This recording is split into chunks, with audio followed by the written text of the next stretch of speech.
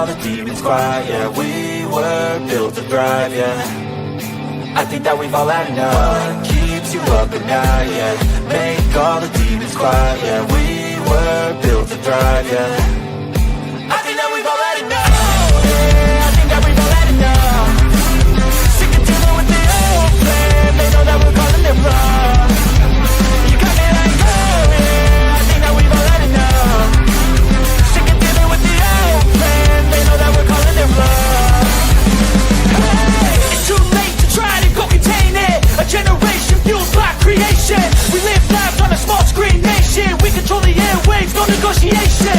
I refuse to think we need saving. Something good will come from creation. And when we think that the world is too anxious, we'll adapt, evolve, survive, and save it. What keeps you up at night, yeah. Make all the demons quiet, yeah. We were built to thrive, yeah. I think that we've all had enough. What keeps you up at night, yeah. Make all the demons quiet, yeah. We were built to thrive, yeah. I think that we've all had enough. Yeah, I think that we've all had enough. Sick of dealing with the old plan. They know that we're calling it wrong. You got me like, oh yeah, I think that we've all had enough. Sick of dealing with the old plan. They know that we're calling it wrong. Hey, oh yeah, I think that we've all had enough. Sick of dealing with the old plan. They know that we're calling it wrong. You got me like, oh yeah, I think that we've all had enough. Sick of dealing with the old plan. They know that we're calling it wrong. Birds flying high, you know how I feel. Sun in the sky, you know how I feel. Breeze drifting on by, you know how I feel. It's a new dawn, it's a new day, it's a new life for me. Turn on your mind now, tune into the feed. We're planting digital flowers from a single tiny seed. Yeah, power to the collective in the data and the soul. The hive mind's getting louder, finding voice and control. What is going on, Hive? Let me check my audio quick. Oh, yeah, we are all Gucci.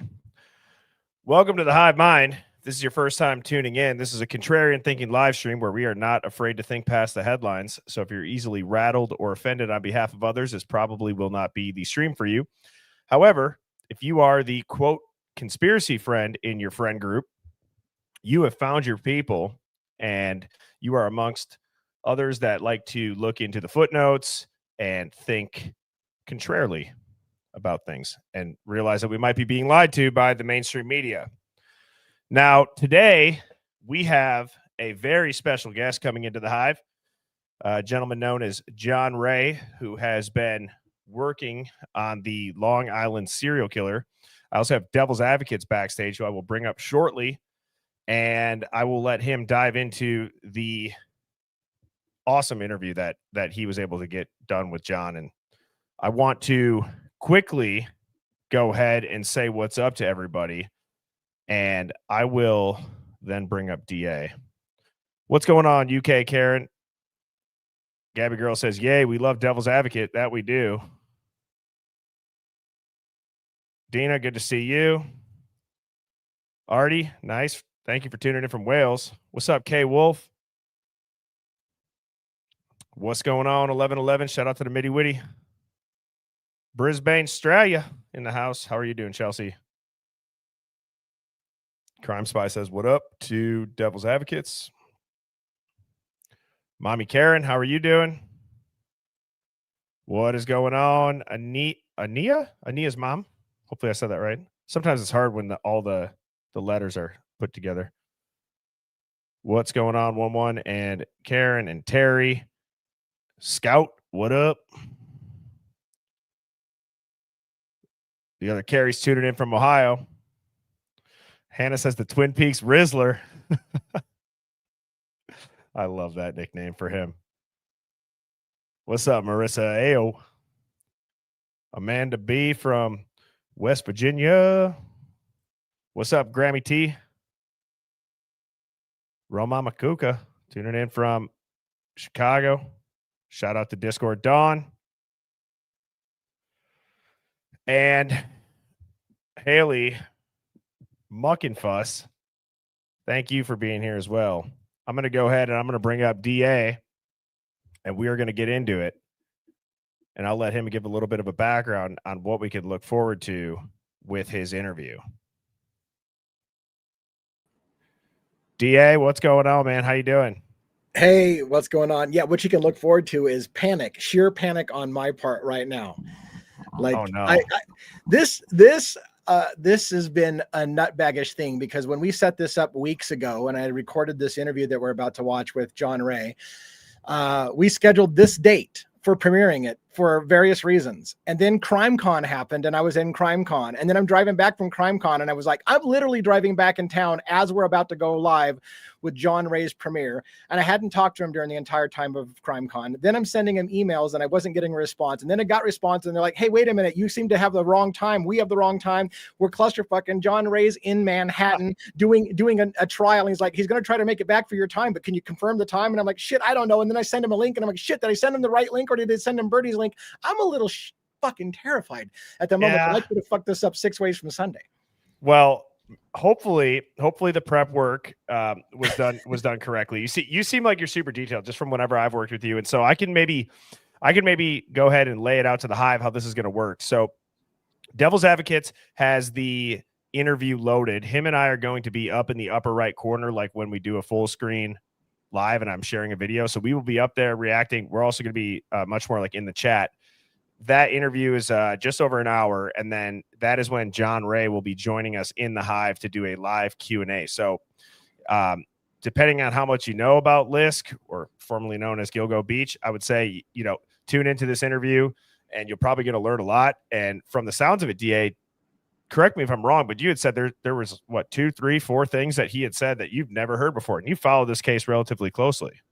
Yeah, it's ironic. There was some moments in there, my jaw literally dropped, and I was like, holy shit, when have I ever heard that before? And it was kind of funny because John said after the interview, boy, I wish I would have, told you some new stuff. There's stuff that people haven't heard. And I'm like, you already did say shit I'd never heard. So there may be more if I don't screw this up 6 ways from Sunday, because John was like, man, there's so much more I could have said. And I was like, dude, I couldn't be happier. Like, I heard shit I have never heard. And other people who have been following the case also said, wow, I didn't know that piece. So there's some really, really great moments in here. I'm really excited to show people about it. I think maybe I should do a little bit of a primer about John Ray and the case for those who may not know the case. And again, reiterate that John Ray is going to join us in a perfect world if I gave him the right link. And I did resend the link, even in a panic right now. By the way, if the link I sent you didn't work, try this link. So that'll just confuse him even more. But I wanted to make sure he's got 12 ways to get into the show. What's going to probably happen is Birdie and I are going to play a pre-recorded interview between myself and John Ray. And it's going to get a little confusing because Birdie and I will be in one corner and I will be in another corner in the video a lot of times because I went small with John Ray. So I might be in 2 places on the screen at the same time, if that won't be confusing you enough for. But John Ray is going to join us when he gets back from Manhattan, back to his home area on Long Island. And when he does, he's going to call into the backstage. We'll probably pause the audio and video live right at that moment and say, hey, and because John won't even be able to talk to us. So we need to let John know, hey, John, we see you on backstage. Just hang tight. We're about 17 minutes away from finishing the interview. So he'll get brought up to speed, and we'll pause that interview when he comes on. So in the meantime, go ahead and give us any questions that you might have for John Ray. We'll be watching, Birdie and I. When he comes on, if you follow this case, this is your opportunity to have John Ray on. Let me tell you a little bit about John Ray. And go ahead, Birdie. Do you have something you want to say first? I was going to say something just about, just in general about the case and ask you, but go ahead. Yeah, so I was just going to tell you a little bit about John Ray and how he got involved in this case. So in 2010, there was an individual, Shannon Gilbert, who called 911 and said that somebody was trying to kill her, and she went missing on Long Island. She was a sex worker, and she had come out to Long Island, and something went wrong, and she called in to 911 saying that someone's trying to kill her. She went missing, and they couldn't find her. And for the large part, law enforcement blew it off as she's just a prostitute. She'll resurface somewhere later on. It's no big deal. There was really nothing on that 911 call that was strange. John Ray's family didn't believe it. The Shannon Gilbert's mother, Mary, had put in a mission to find who killed her daughter. She knew she was dead. They were trying to find her. In the process of months, because it was winter and things froze over, they stopped looking for Shannon Gilbert. They resumed the search for Shannon Gilbert, and they started to find bodies along Long Island, and it became known as the Gilgo 4. There was 4 bodies, and every single time, by the way, they found those bodies, Mary was brought to question on whether or not it was her daughter. Those were not her daughter. They continued to look for Shannon Gilbert, and this became the start of realizing that there was a serial killer on Long Island. And then the question became is whether Shannon Gilbert was one of those victims of the serial killer. Now, in 2022, Rex Heuermann was identified as a Long Island serial killer. Shannon Gilbert's role in this may not be one of his kills, maybe one of his kills may be related to it. You'll have to watch the interview to hear some of those pieces. But John Ray took on that family's case to try to find the answers of Shannon Gilbert's disappearance. During the whole course of the investigation, John Ray in particular stumbled upon a massive amount of police corruption in Suffolk County. The chief of police was sent to jail during the whole investigation. He tried to dismantle the investigation into the Long Island serial killer. Crazy shit in this case. And I'm going to ask him about some of those moments. Why were the police trying to halt or get in the way of an investigation of the Long Island serial killer? Why did they lie about Shannon Gilbert and tell the mother that things about that case that weren't true? What's going on in Suffolk County? So John's going to give you as much of those answers as he can in this interview. He's done public appearances before, and he's got, by the way, just a teaser, some crazy theories that really brought my attention. For example, John Ray believes that the family, Rex Heuermann's wife, Asa, and his daughter, Victoria, may know damn well that their husband and father were killing women in the basement of their house. The official story is they had no clue and they have no idea that's going on. John Ray says, I've got reasons to believe that the family did know what was going on in that house. So we talk a little bit about that as well. John Ray is a fascinating guy, 42 years plus in law. I can't even begin to tell you all the things about John Ray. He's going to give you a little bit of his introduction at the beginning of this interview on his history. I'll let him do that for himself. I think for the most part, we're ready to go, Birdie, if you want to fire it up. But. Yeah, absolutely. And so I would say, Hive, let's also just address, a very obvious situation going on. I would say, let's all use this hour to sit back, relax, learn about the Long Island serial killer, in addition to just, we're talking about the Idaho 4 a lot. I'm very excited to see what Devil's Advocates and John have in this interview. And so thank you all to everybody that is tuning in. And DA, I'm going to go ahead, get this up on screen, get us up in the corners. One sec. I do want to say, guys, Birdie was part of the plan of this interview from the very beginning. I wanted to do this interview with Birdie. Some things got in the way of that happening. So just in case you're wondering why Birdie's doing this, and I think there's a really good chance, Birdie, that you and I are going to interview John Ray together in the future. So it didn't quite happen. So now we're doing it this way as a premiere together. But I think you and I are going to get a crack with John Ray coming up in the future. So I'm pretty excited about it. Yeah, that'll be awesome, man. And I'm stoked to have him here in the Hive for the Q&A. So like I said, everybody sit back, relax. DA and I are going to be up in the corner. We're going to have our cameras on, but we will be in the chat. You'll probably see some reactions that I'll have, because I have only seen small clips of this, as DA only had shown this to his members only. So we are premiering this to the Hive and to probably first-time viewers for the first time, right? Yeah. Only members only have seen pieces of this. So most people have not seen it. All right. Well, here we go. Got audio, DA? Yeah, I do. All right. All right, ladies and gentlemen, this is a really, really big deal. We've got John Ray, the attorney who started out representing Shannon Gilbert's family in the Long Island serial killer case, Gilgo Beach. If you have watched any documentary whatsoever, whether it's Gone Girls on Netflix or The Killing Season on A&E or Prime, you already know John Ray. You've seen John Ray's face. He's all over this. He is larger than life. I have been excited to get a chance to talk to you, John. I'm looking forward to picking your brain a little bit and having you educate our audience about the differences between prosecutors and defenders and, victims advocates and stuff like that. So first of all, John, I want to say thank you so much. I couldn't even cover your whole career, which has spanned a lot, right? I can't cover it and do it justice. So I'll try to do that in an intro, but go ahead and maybe, tell us a little bit about yourself and your career, and then we'll get started with some good questions. I'm a small practitioner that has many cases and have had many cases on a national scope or international scope for many years.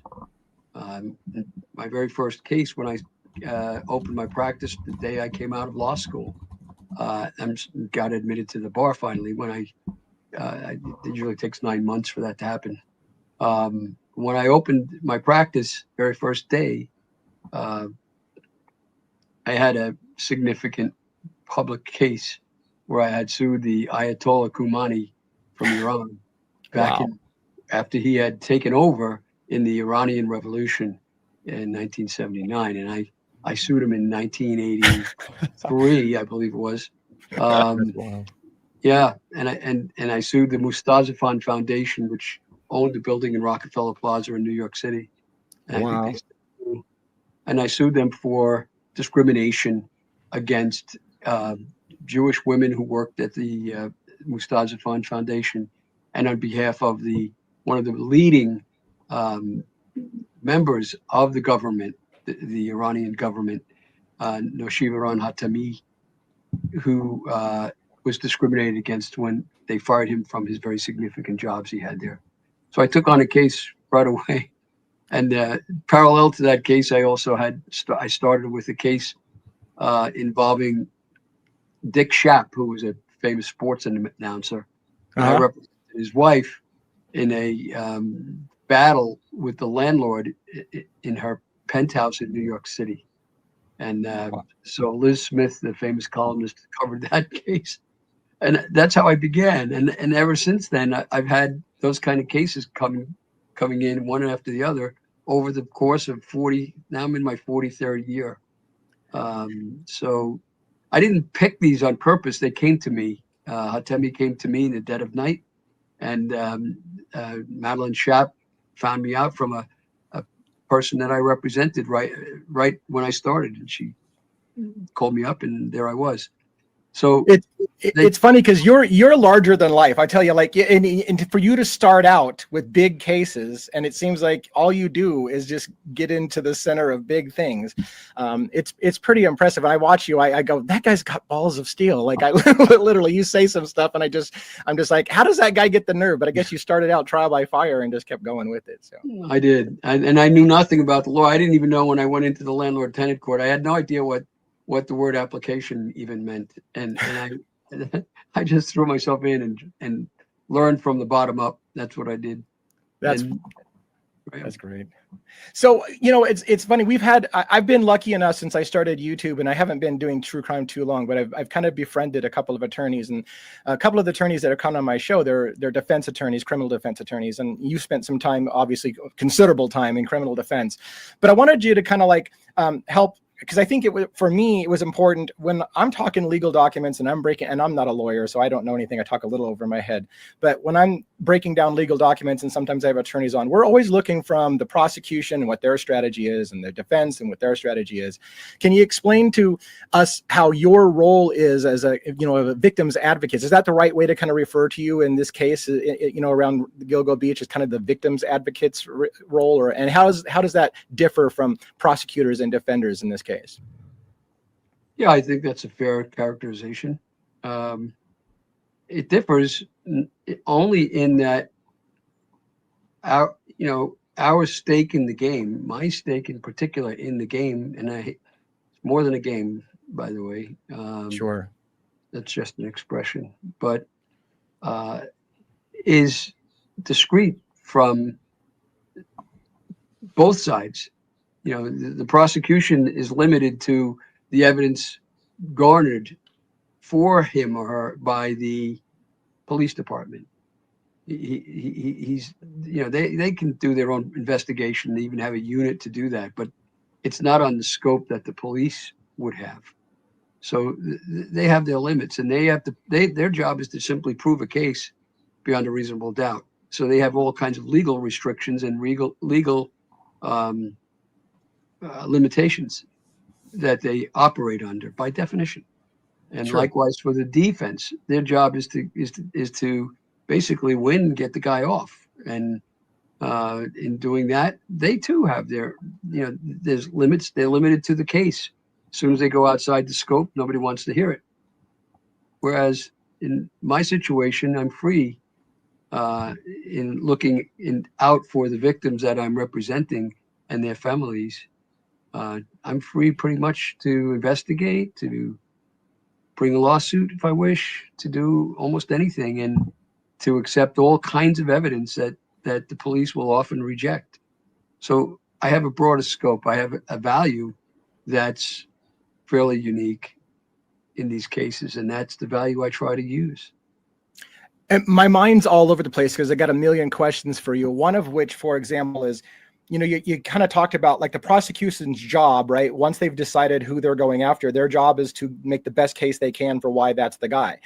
Conversely, the defense's job is to focus in on the one guy that's at being charged and prove that he didn't do it, or reasonable doubt, whatever. And sometimes I've been a little overcritical in saying, look, prosecutors and defenders at the end of the day don't give a shit what really happened, pardon my French, because their job is to get a conviction if they're a prosecutor, or to get an acquittal or something if they're the defense. And it's not really a matter of what the truth was. It's a matter of make your best argument and go. So do you feel like that's unfair? I mean, do you feel at the end of the day that both sides are looking for justice, or do they become narrow focused and say, my job is to convict Rex Heuermann, my job is to get him off, and that's kind of where they get blinders? What would you say? I would say that it's nobody's job to seek justice. I think it's a great mistake that we make historically to say that we're seeking justice. The prosecutor is seeking to win. The defense is seeking to win. The court is seeking to find out from both of them what is the legal truth, which isn't necessarily the truth.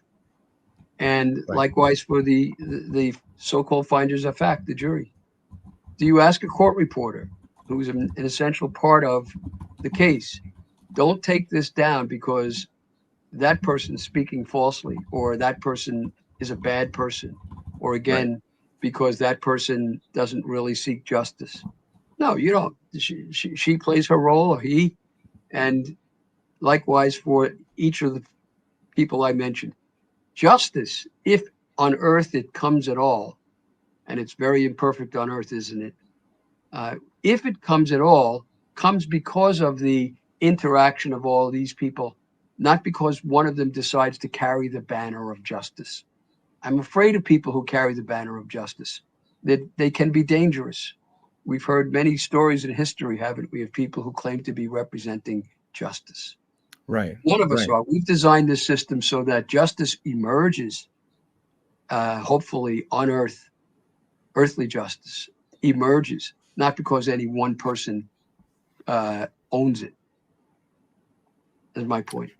Gotcha. Yeah. I mean, I get that. And it just, I get a lot of times, you and I had a brief conversation before jumping on the call before about how sometimes, like law enforcement, for example, can get narrow focused. And I just wonder sometimes with that narrow focus, they start to like make mistakes because their job becomes so focused on getting the guy that they decided to go after. And so that was kind of where I was going with that. But I do ask, as your role as a, kind of like this peripheral role as a victim advocate, and you're saying you can do some things that the prosecution can't do and the defense can't do. Do they look at you as a nuisance or a help? Do you have any interaction, for example, with the prosecutor? If you're seeking tips on who might have killed Shannon or any of the victims, if you're seeking tips and something comes through and it has exculpatory evidence, for example, in the case, do they not want to hear from you? Do they view you as a nuisance, or do you interact with them and say, hey, I've got something that says there's no way he could have been the one that did this particular crime? Like, how do they feel about you on those sides? Well, most of the time, whenever I'm in such a role as that, the prosecutors are not open. They're fairly closed to suggestions, to evidence, and the like. Just experienced things that way. And the defense, there's a lot of ego, and you know, so you sometimes, if, you know, when you're in my seat, you're stepping on egos, and so they're not too happy to hear from me either. Although in the case of Rex Heuermann, Michael Brown, who's the attorney for Heuermann, he's a good friend of mine and a former prosecutor. He tried his first jury trial against me many years ago, and we've stayed friends. So, you know, if I interact with him at all, it would be on a professional level. You know, I would find no impediment. But as a general rule, yeah, I'm not a welcome entry into the cause. That's for sure. And that's good to know, because I was always thinking, well, you know, if you get some kind of tip, are they like, oh, what do you have for us, Ray? Or are they like, man, this guy's just a nuisance on the outside that makes our life more difficult on prosecuting this case, you know? So I'm glad you kind of, it sounds like you're more on the nuisance side for them than they're looking for Ray to give them some good information, John Ray to give them some good information. Sorry. That's true. And yeah, I mean, and you're leaving out one body of people who are very important in a criminal case, and that is the police department, the law enforcement agencies, the FBI, and so on. And they're extremely defensive of their techniques and their work. And so if I come along and I'm critical of what's happened in the case, I become anathema to many of them, not all, but to many of them, and to the hierarchy especially. And well, I think that's what appealed about you, right? That's what appealed to me about you, is you are critical of law enforcement and you hold them to the fire. And I feel that's where I'm at. That's my wheelhouse as well. Like, I don't have a beef against law enforcement. Good cops are fantastic, but there are bad cops out there as well. And so I like to make sure that we question things. And I think you're a real questioner. Like, you're not afraid to ask the really difficult questions. And you've been critical about law enforcement's role in this and the things that happened. And I want to get into that a little bit more as we go, to ask about your feelings about law enforcement. One thing I wanted to ask before we kind of finish up a little bit of this part of it was your role, for example, representing the families isn't directly tied to Rex, right? Like, your role is to find answers to what happened to the victims, and whether that's Rex or not Rex at the end of the day isn't what the family wants. They want to know what actually happened, right? They don't have a stake in whether or not Rex goes down unless they are convinced that Rex is the killer. Well, I believe by now most people are convinced that Rex Heuermann is the killer. So it makes the question moot in a way. But on the other hand, that's just one case, or one person. I mean, not to put too noble a point upon it, but you know, really what I'm interested in, and my clients, to the, you know, whatever degree they wish to be, we're interested in finding the truth. That's not the same thing as finding justice. Right. All right. The truth is just the truth, stands alone, stands by itself. That's and interesting. You know, what is truth? Well, that was a question asked by a pretty famous procurator, wasn't it, in a famous trial? I think he asked Jesus that question. Right. Yeah. And so what is truth is still the question, the ageless question, in all endeavors, but especially in the issues of law and the enforcement of law. What is the truth? Now, what happens, I think what you're saying is it's maybe a broad philosophical discussion at this point, but for what it's worth, right? Yeah. What you're saying is that, or suggesting, is that the truth is a very broad subject, but it's the ultimate subject that should involve law enforcement as well as all the other participants in the process. The trouble is that very often the truth gets lost in some of the work performed by those who were involved in the case. And we run into situations where people in the police departments across this country, they get involved in their work, they become committed to a theory, and they cease to pursue the truth, and instead they pursue a goal. Well said. You know, convict this guy or that guy, and that's why we have appeals. Right. That's why people who were innocent sat in jail and then got out. Right. And precisely and because of that. it's getting ahead of myself, but the reason why I bring it up is because I feel like there's a tendency to close cold cases, to put a bow on things, to make people feel better because they got the boogeyman, and it's not always the truth when they do that. Sometimes the truth is more complex than that. And so what bothers me at the end of the day, I've said this on many cases, is when somebody gets convicted, I want to make sure you got the right guy, because if you get the wrong guy for any one of the murders and somebody who did the murder walks free, then that bothers me on a fundamental level, that somebody's walking free because we didn't want the truth. We wanted a quick and easy answer. And so we just closed a cold case. We got it done. We moved on to the next thing.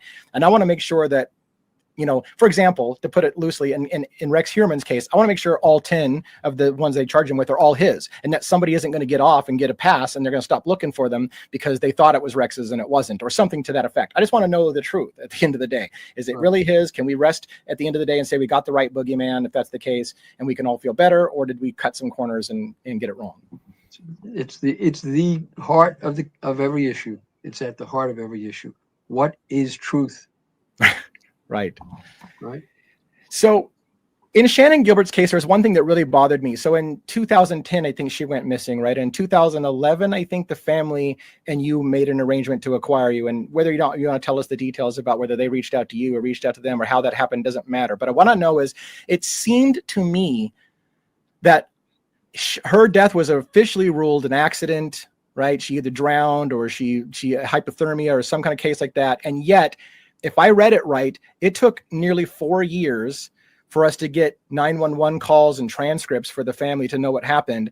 And there's 2 questions I have about it. One, why did it take so long? If it's not an open case, so they can't pull the maneuver of, well, this is an ongoing investigation. If they've ruled it an accident or whatever, then it can't be an ongoing investigation. So one, why did it take so long? And maybe I'm wrong, so correct me on that too.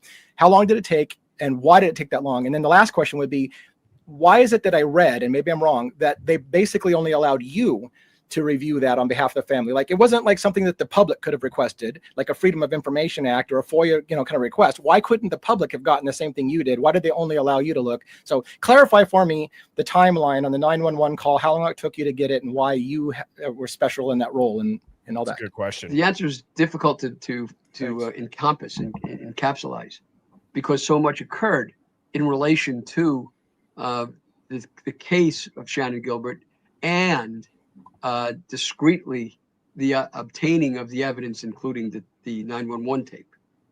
So what really happens is the police department announces before I come into the case, the Suffolk County Police Department officially announces that Shannon very likely drowned. And in fact, they committed to the fact that she did drown, and they hadn't found the body. What? Mary Gilbert, who was Shannon's mother, was not convinced that the police were doing their job, and that was so because she had run into roadblock after roadblock on trying to get the police to fully assist her and her family in finding Shannon. And she began to believe, and rightly so, I think, that the police were purposely ignoring her, avoiding her, and not seeking the truth. So that's when she turned to me.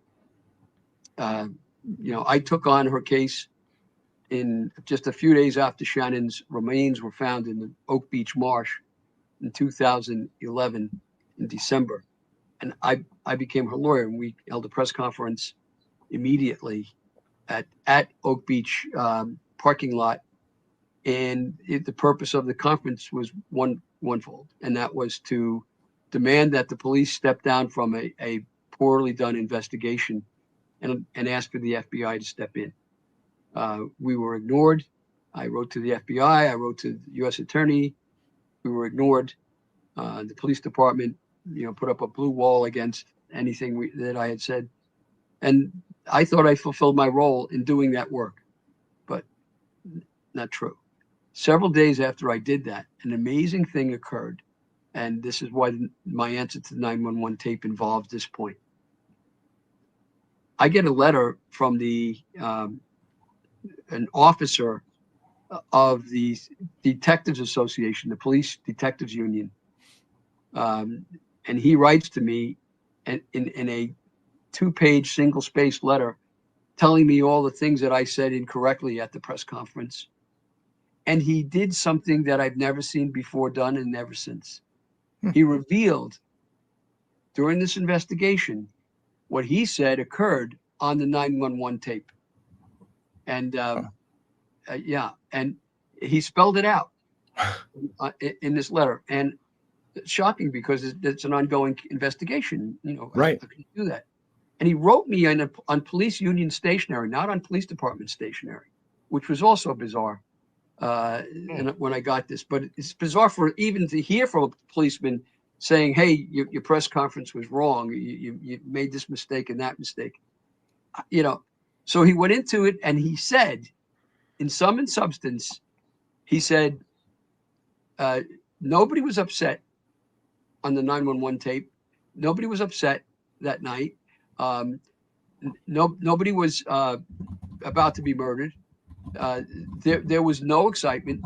Shannon was not excited. Brewer was not excited. There was none of that. And I'm all wet, basically, in claiming otherwise.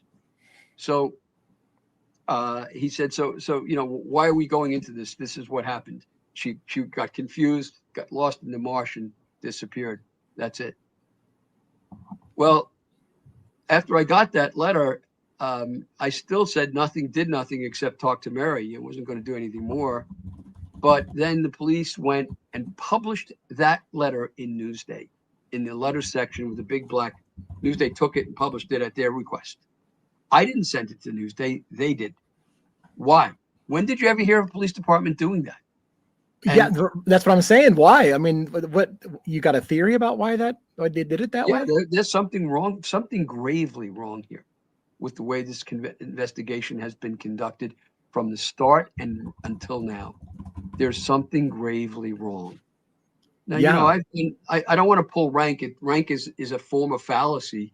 You know, I've been around more years than you, therefore I'm right. That's not true. But there is something to be said for experience.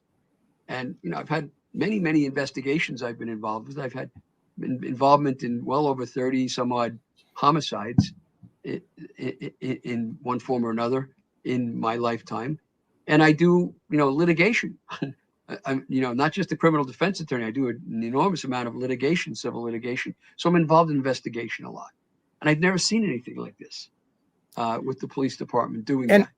And Mary didn't believe that it was true, that there was no, you know, that what they were telling was untrue. What made her believe it wasn't true? And what was the reaction when you finally got evidence and proof that she was saying someone's trying to kill her and all these things? Like, you know, they're telling you, hey, there's nothing to see here. And yet Mary was convinced that there was. What convinced her of that?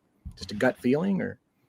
Well, no, there were actual events that occurred that convinced Mary of this. When she first went looking for her daughter, the police officers at the precinct laughed her off and said, "Don't worry, she's a prostitute. She'll turn up." Good Lord. And yeah, they brushed her off. They just had no interest in talking to her. That was right away.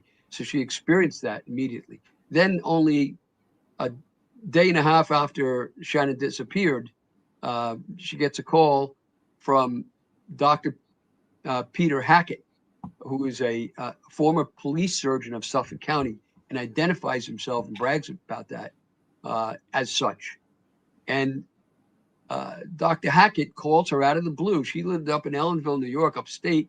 He's in Suffolk County in Oak Beach. And he tells her, "I'm Dr. Peter Hackett. I run a home for wayward girls. Your daughter applied to be in the home, and I'm seeking your permission. But she came here to my house. I medicated her, and she was with her driver, and she left with her driver and promised to return to enter the home, and has not. So I'm concerned." That's what he told her, and none of that was true. Right. He then called her a second time and told her virtually the same thing. And in that week, that bizarre event occurred. That man identified himself with the Suffolk County Police Department. So of course she was really concerned with that. And we know the story of Hackett. It's another story. It takes you down a big path of other events that of all falsehoods and so forth. Peter Hackett was barely investigated at all by the Suffolk County Police Department, even though he did those things. They brushed him off as a nut. In addition, as she wasn't pushy. You know, contrary to the movie, she wasn't a really aggressive, pushy person. She was delicate and dignified, actually. And she, you know, so she would go along with the police and, you know, can you help me out kind of approach, what's new, that sort of thing. And she wasn't getting the cooperation she expected. So the investigation wasn't moving forward very well, if at all. And so the police department then, knowing that she believed that Peter Hackett was the killer, because there are other things she did. She toured Oak Beach with the family and so on. She believed that Peter Hackett, was responsible for Shannon's death. She asked the police, to stay in close contact with her. Well, they finally did. When they called her and told her, "We found your daughter." That was the first victim who was found in Oak Beach. Right. And it was one of the Gilgo 4. Then it turned out it wasn't her daughter. Right. So they had to come all the way from Ellenville and go back home. Kind of frustrating. That happened over and over and over and over again. As they found body after body after body, they continued to tell her, "We think we found your daughter." And they didn't. All right. So I have to ask you, didn't Shannon have like a titanium jaw or something unique that would have made them identify? And why did they jump to the gun and tell a mother that they found her daughter if they could have quickly ruled out that it wasn't her? I don't know why they did some of the things they did. I have no idea in God's name why they claimed she drowned when they had absolutely no evidence of it whatsoever. Zero. They didn't even know where she was. Right. So these things don't make sense unless you start to know some of the other facts, and they start to come together and you say there's something gravely wrong here. All right. Well, what happens is when Shannon finally is located, they have the chutzpah to bring her down from Ellenville in the rain and take her up on the top of a roof of a house to point out in Oak Beach. The house was in Oak Beach on the in the marsh. That's where her body was found, right down there. The chutzpah is not that. The chutzpah was taking her up onto this 20-some-odd foot roof deck and do this because it was Dr. Peter Hackett's home. Oh my gosh. And she's already told them she thinks he's the killer. Oh my gosh. They used his home to identify the spot where where Shannon is found. It's outrageous. And, right. And of course, when that happened, mind you, she's completely paralyzed by all this. All this occurs before I get into the case, but she's now solidly convinced that the police are thwarting this case on purpose. Let me get this clear. They knew that she suspected Hackett when they took her up on top of his house to look, right? She herself insisted that Hackett was a suspect. It's almost like they're, I don't want to go too crazy, but it's almost like they're screwing with her to take her to the guy's house that she suspects and say, "Hey, look, we can see where your daughter's body is from this guy's house." Like, I can't even imagine that. Yeah. Well, myself. That's what happened.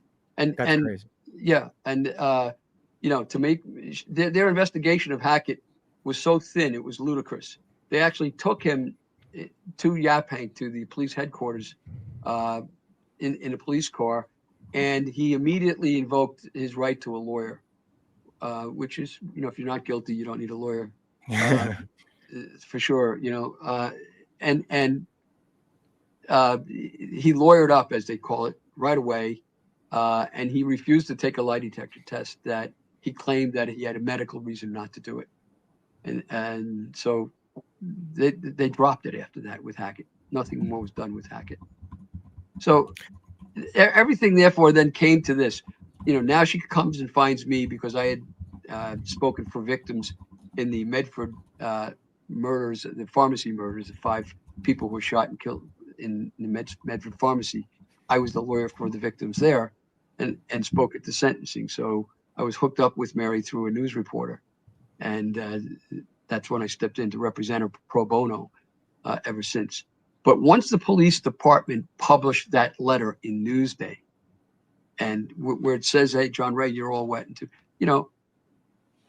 I got my back up and said I've never seen this before, and they're attacking me, and I haven't done anything except ask for a press conference, and I know very little about the case at that point.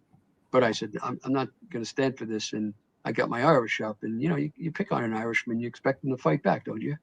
So it got personal. It got personal for you. Indeed, Yeah. exactly is what happened. And Yeah. so from there, other odd things happened. But when we went to the autopsy meeting with the medical examiner, who's not connected to the police department, allegedly, okay? Yeah. Yeah. There were 3 homicide detectives present at the meeting with their arms folded, sitting on folding chairs. And every time I asked a question of any poignancy, the assistant medical examiner, Dr. Sims Childs, would get out of her chair, go over, whisper to the police, come back and answer the question. Oh my gosh. That's unheard of in a medical examiner's autopsy meeting. Unheard of. And at that meeting, for the first time, we learned from Dr. Sims Child that there was shouting, there was fighting, the people were upset on the 911 tape. She admitted that to us. So directly contrary to what this letter that had been sent by the police department's representative to the public said, directly contradictory. So something's wrong with this picture. Well, again, though, I mean, did you answer the question though? Why, if they say it's an accident or a drowning, are they stonewalling giving you the 911 call? And I mean, did that happen? Did they delay giving the call? And why, if it's an accident? It's not an ongoing investigation. Yeah, they did delay. What happened was, I got the authority to ask for those 911 tapes. There are 2 of them. To ask for them once I brought a civil lawsuit during Hurricane Sandy against Peter Hackett on behalf of the estate of Shannon Gilbert and of her mother, Mary. So we commenced that lawsuit in the fall, and in fall was it 2013, I believe. So now I had the authority to gather evidence, and so I used it to say to the police department, "May I please have the 911 tapes?" They, we foiled them. They fought the foil, and successfully they stopped us from foiling.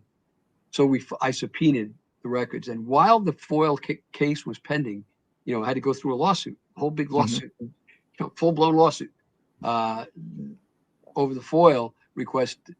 The appellate division that covers us, the second department, decided a case dealing with Suffolk County where the medical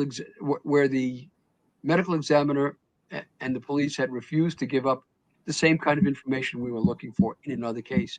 And the appellate division said, if it's a civil case and it's under subpoena, you have to give up the record. So I went back to court immediately while that case came out, while we were waiting for the foil decision.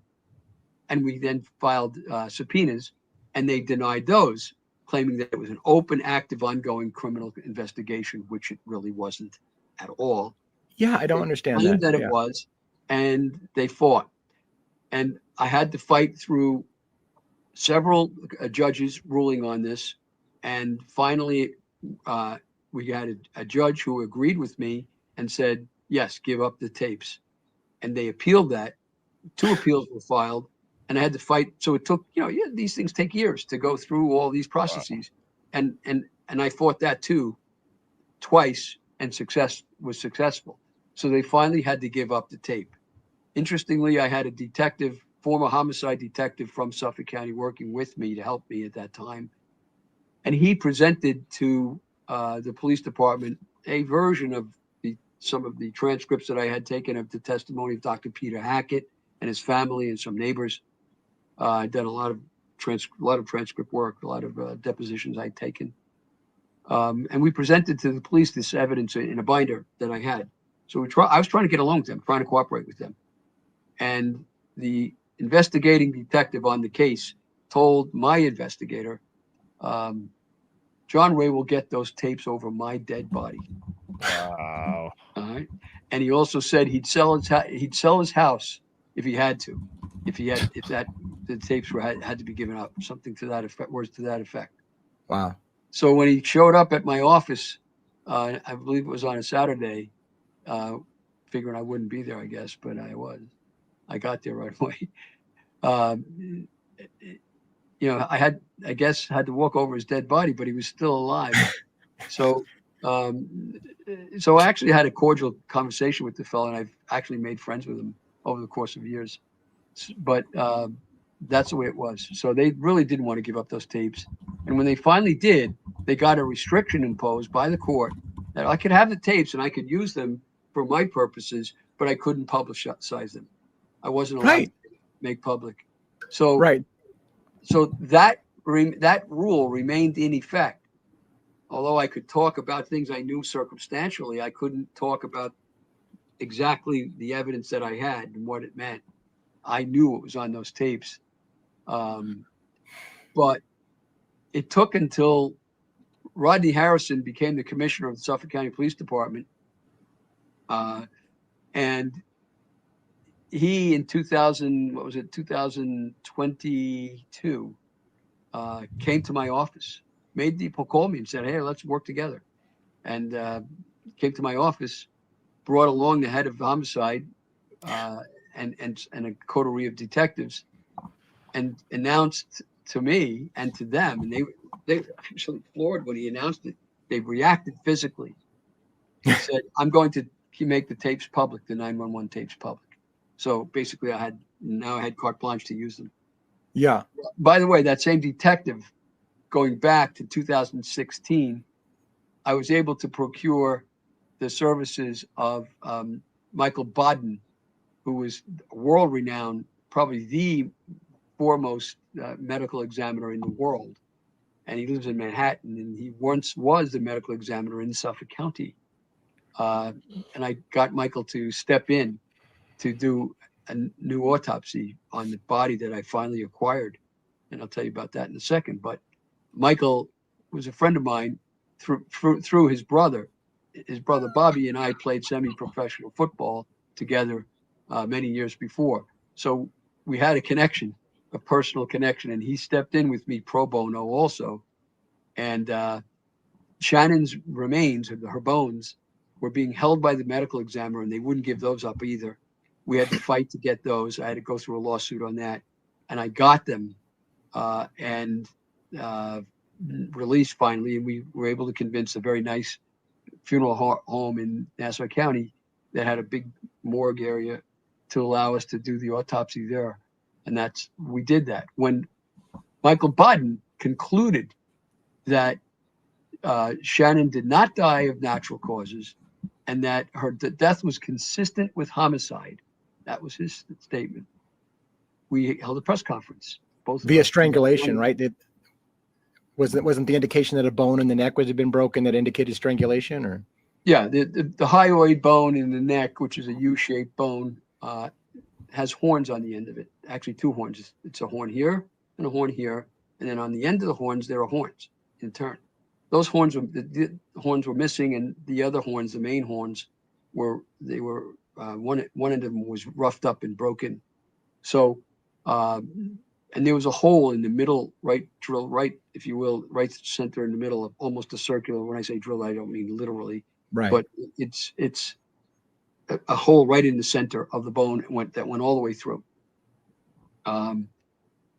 And because that bone was broken, Michael concluded that the death was very likely by strangulation and certainly consistent with homicide. So he took into account other circumstances as well. Once we had that press conference, I was called by that chief of homicide. He called me on a Thursday evening, and he said, "Let's work together."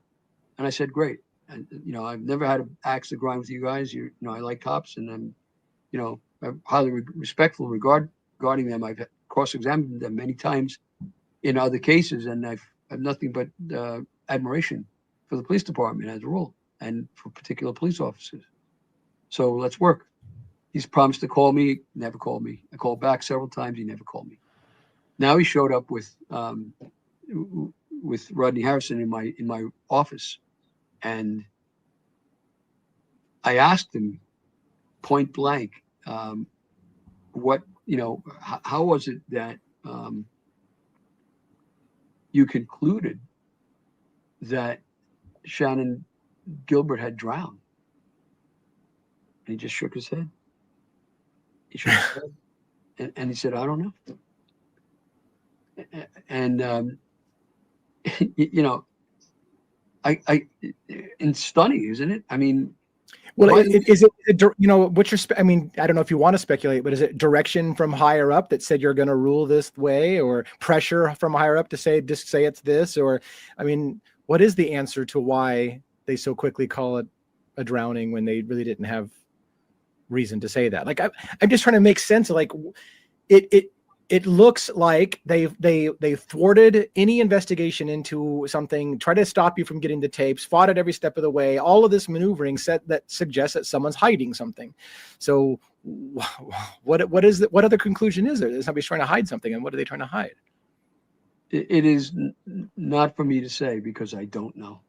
Sure. I at this stage, I know a lot more than I used to, far more. And there are amazing facts that come out. But it doesn't bring me to a legal conclusion yet.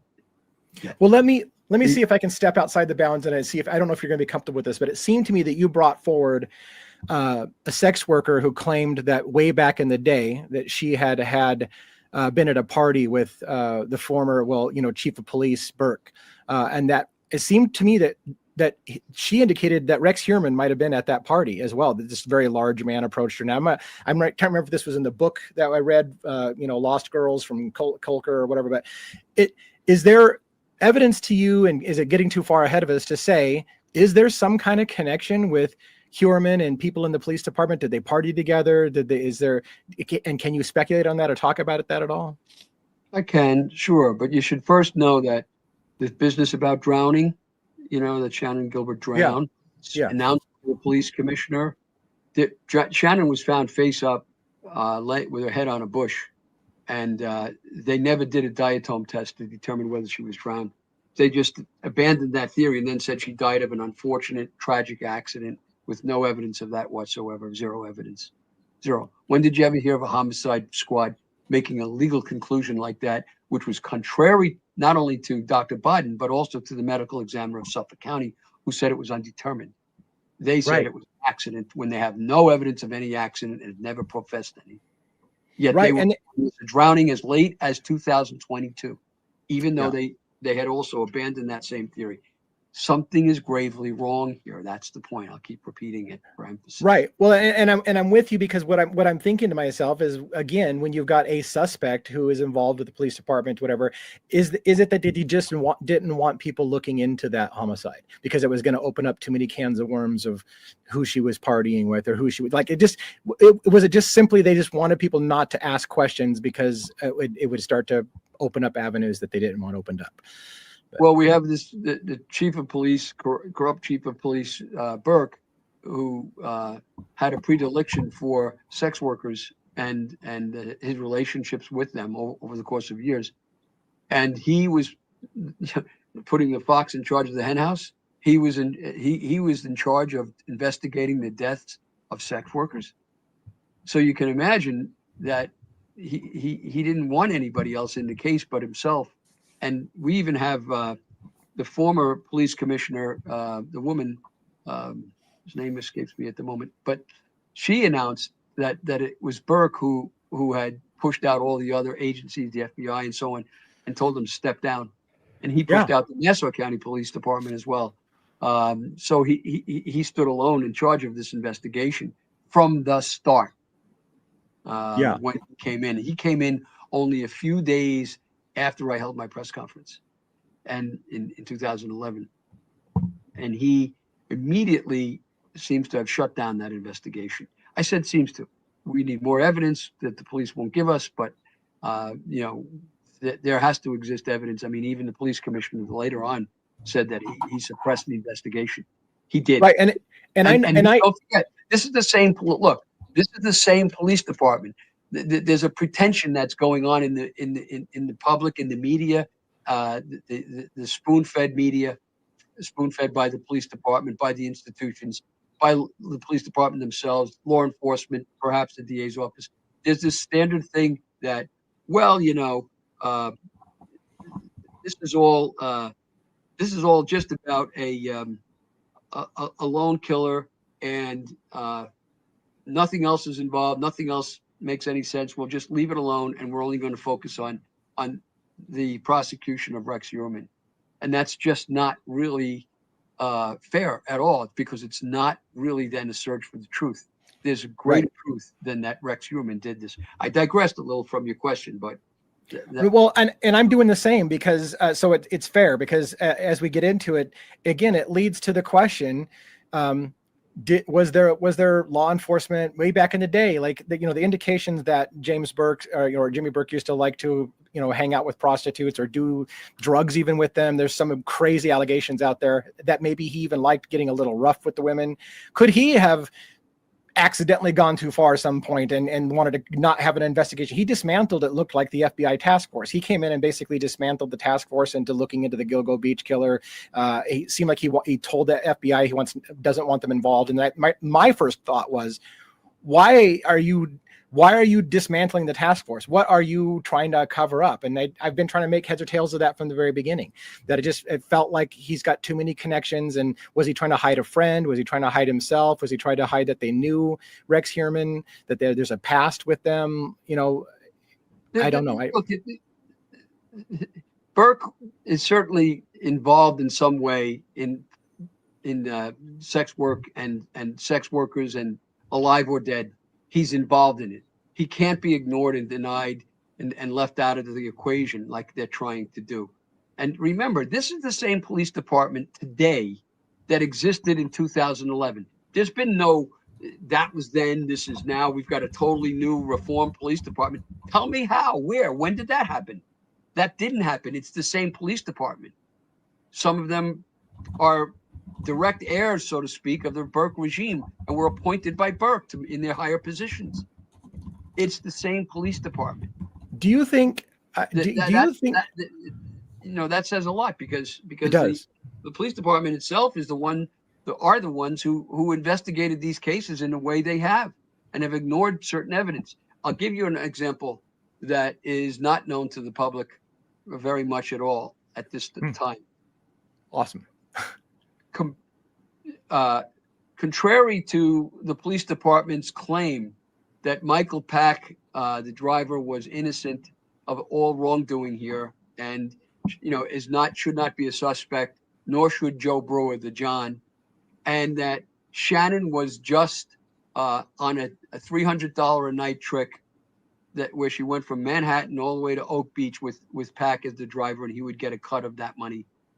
The absurdity of that theory, it speaks for itself. But contrary to that, I have learned, and I have evidence, that in fact Shannon Gilbert worked for a very large, powerful organization that sold its girls through a group called Lace Party Girls, all across the United States. And their head was a guy named Joseph Ruiz. He worked out of Jersey City. Remember, Shannon was living in Jersey City, and they worked out of a building on Sherman Avenue. And their little gig was that they came up with a clever move. Instead of the traditional situation where the John says, to the girl, "Come and I'll give you cocaine. We'll party together," and he provides the cocaine and he pays for it. They came up with a clever idea. They had the girls deliver the cocaine. The girls brought the cocaine. So the cost of the night was much more expensive. And Shannon Gilbert was, and I spoke to sex workers who actually worked with her in that organization, and I also have documentary evidence. Shannon Gilbert was a $2,500 to $5,000 a night person, and for a single gig. And wow, if you represent sex workers like I have, and I represented the sex worker who had the long-term relationship with Burke, Loretta Rickenbacker, by the way, with whom he had a child. And I was her lawyer later on. Wow. Wow. You've been through some crazy stuff. Yeah. So having as many sex workers that I've had to deal with and interview and so on, you know, one thing is true. They don't go to trysts without first being paid. No money, a tiny bit of money was found in Shannon's wallet. Brewer claims it was $300 and he claims he never paid it. And she spent over 3 hours. We also know from any sex worker will tell you, when the man ejaculates, the gig is over. That's the end of it. Right. Okay. So she spent over 3 hours with Brewer that night, allegedly spent with Brewer. It's not. Yeah, like that happened. Wasn't the story the Brewer found her unattractive relatively early and decided to, you know, I don't want to go down this road and kicked her out? I thought that was the story, that it was kind of over very quickly. She showed up and he's like, yeah, she's not my thing. Go away. Brewer has told 3 different stories on that. So which one do you like? That came from Brewer, that story. Right. Right. But he's not telling the truth. Sure. And in fact, as to this organization, you paid them in advance for their girls. You didn't get the girl to take the money, and you paid by credit card. They had a whole system set up, right?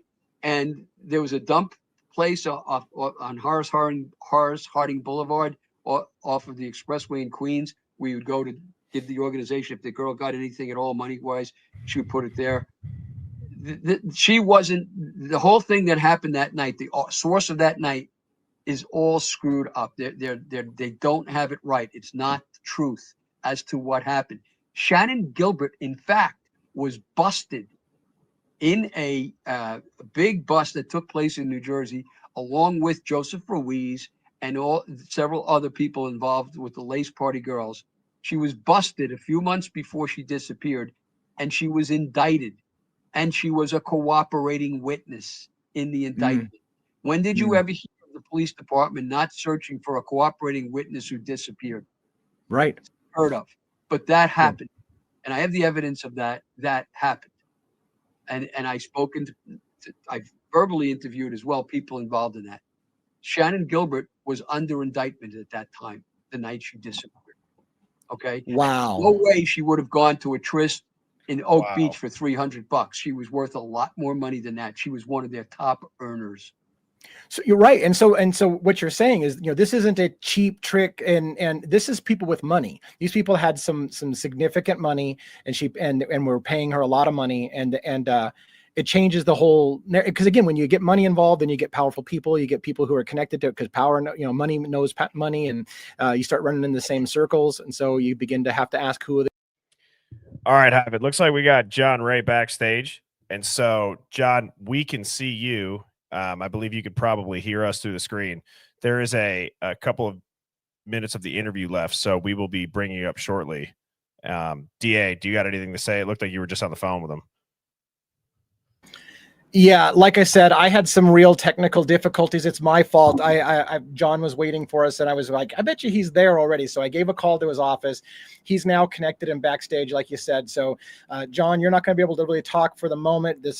We're almost done with this, and then we'll bring you up. You guys have a great opportunity. John's in the wing now, ready to answer all those questions. We've got so many questions lined up. But let's go ahead and finish the interview.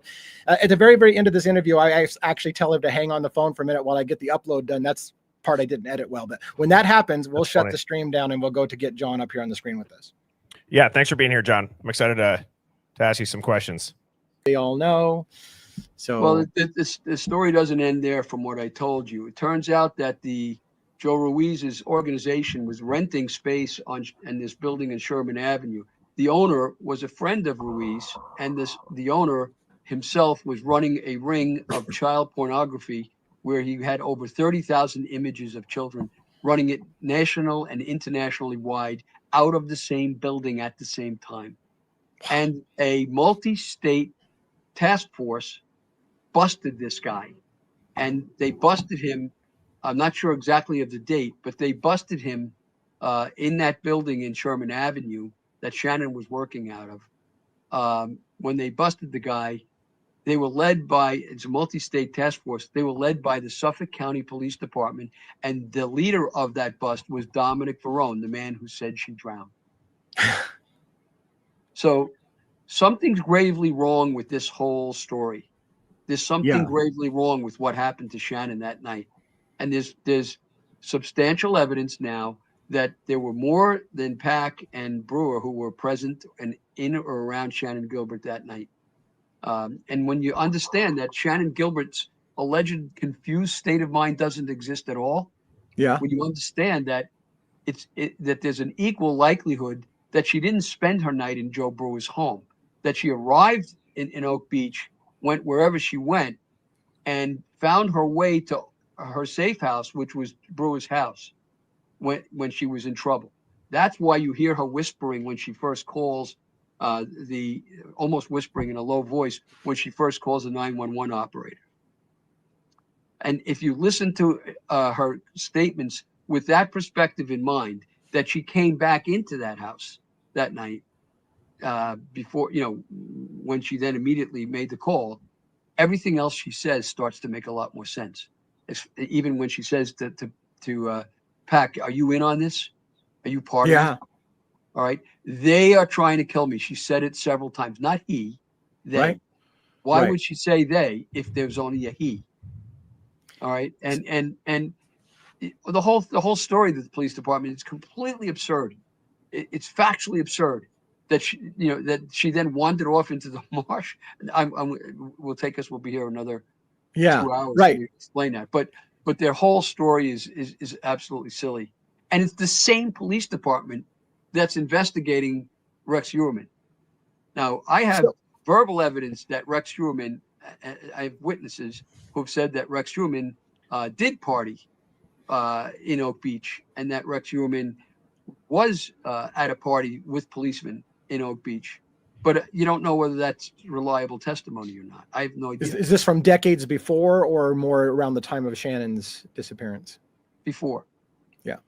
But still, I mean, it could be evidence of a pattern of behavior. I don't know if it's valid evidence, but it's evidence. You don't. As opposed to no evidence. And I'm steadily gathering evidence. As Rodney Harrison, the commissioner, rightly said, he said, we're partners. He said that in a press conference that he insisted we hold at my office. So he said that, and he also said to the public, if you are afraid of talking to the police department, if you have, and there's plenty of people who are, if you don't trust them, if you don't for some reason or other want to speak to them, you can call John Ray. So didn't it occur to the police since that took place, that press conference now, almost 2 years ago, didn't it occur to the police department that maybe John Ray has some more information?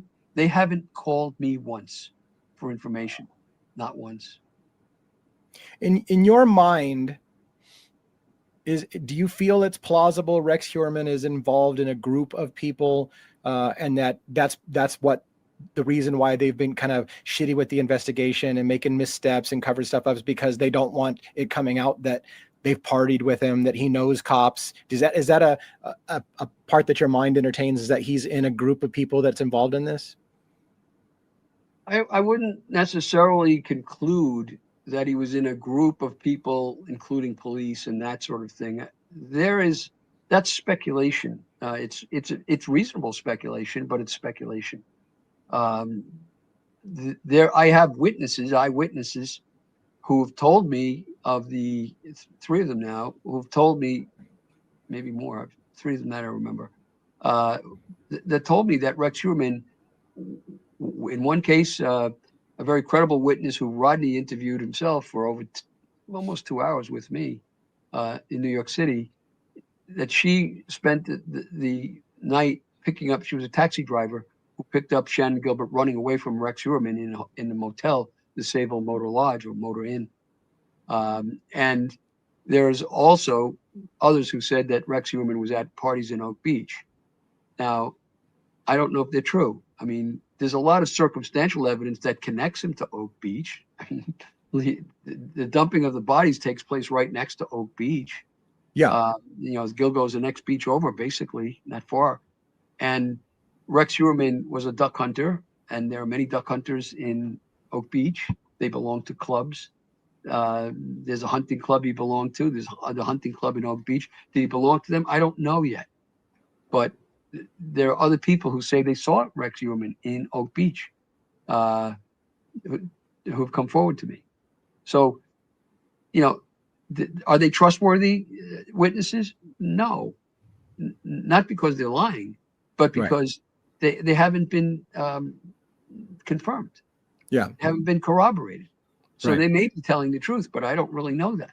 But somebody ought to be looking at that. And I would argue law enforcement's not going to look into those things. I mean, so at the end of the day, how are you going to find out if there's any truth? Because I don't put trust in law enforcement to go down that rabbit hole, especially if a hunter has cops that hunt on the same grounds and that they could have bumped elbows with each other. Like I don't know how motivated they would be to go down that rabbit hole. And also, well, they did a good job, using when Rodney came in. They did a good job in using the FBI's services and getting the DNA that led to Heuermann. We all know by now, it's a worn story that the police department could have solved this problem of Rex Heuermann being the suspect for years, up until they finally did catch him, because they had all that information at their fingertips for years. They knew that the description of the man. They knew he would have lived in a place in or about Massapequa Park, based on the pings on the towers. I knew that. My office knew that it had to be somebody in that area. We knew it for years. But they're the ones that had the statement of the guy who saw Rex and described him and saw his Avalanche, an unusual vehicle. They could have easily gone at any point in the years that they were investigating and knocked on doors of Avalanche owners in the area. Yeah. They didn't do that. All right. So the question is, what? These are homicide. These are people who are not just homicide, but they're homicide detectives in one of the most advanced police departments in the country, with the highest paid, certainly, or one of the highest paid in the country. You don't think that they would have thought to do that? Right. When they knew that evidence was there. And parenthetically, Rex was no genius. He was reckless. He let everybody see who he was. When he went to Costello's boyfriend's house, and twice he went there, and he was driving his Avalanche. Right. Does that sound like a guy who's very clever and careful? He dumps these bodies where they can be found very easily. Yeah. I mean, he was lucky. Miraculously, nobody discovered these bodies beforehand.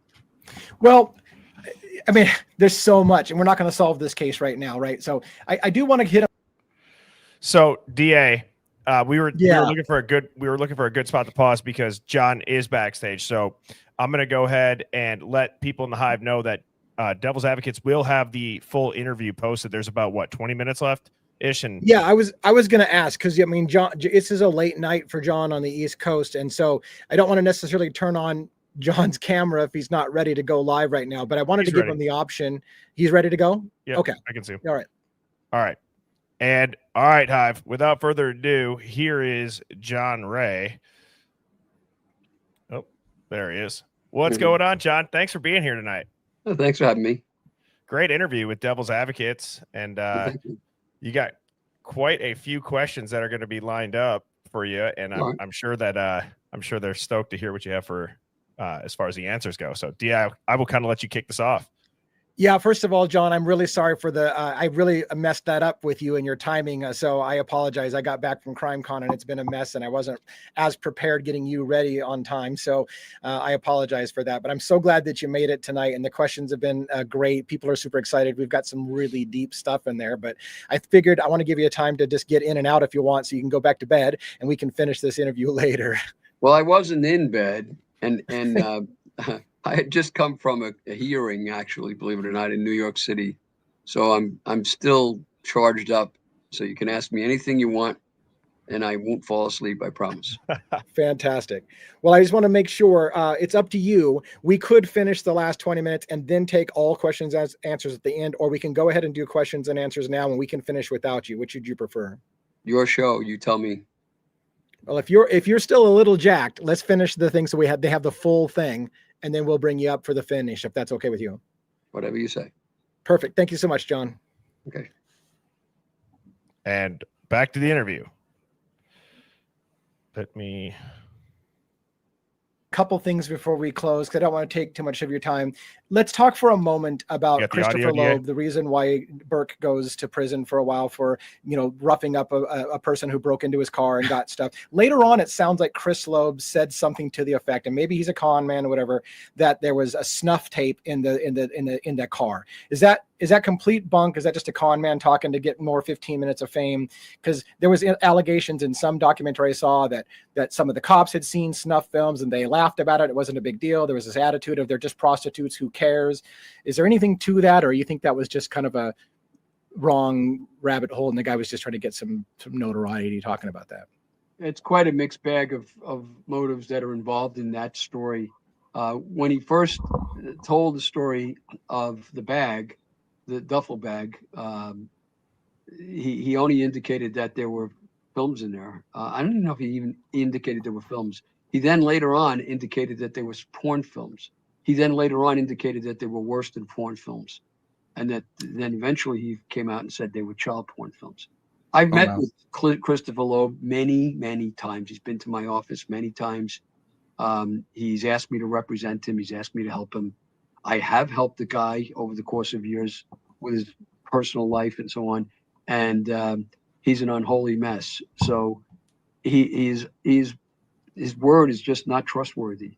So there needs to be correct. There are cops who say that he made up that whole story. There are cops who say, no, he didn't. I don't know the truth in that story. No, it's come to the point where it's not quite likely to matter anymore, what the truth is about each element of that story. But I mean, because Burke has proved himself to be a pervert.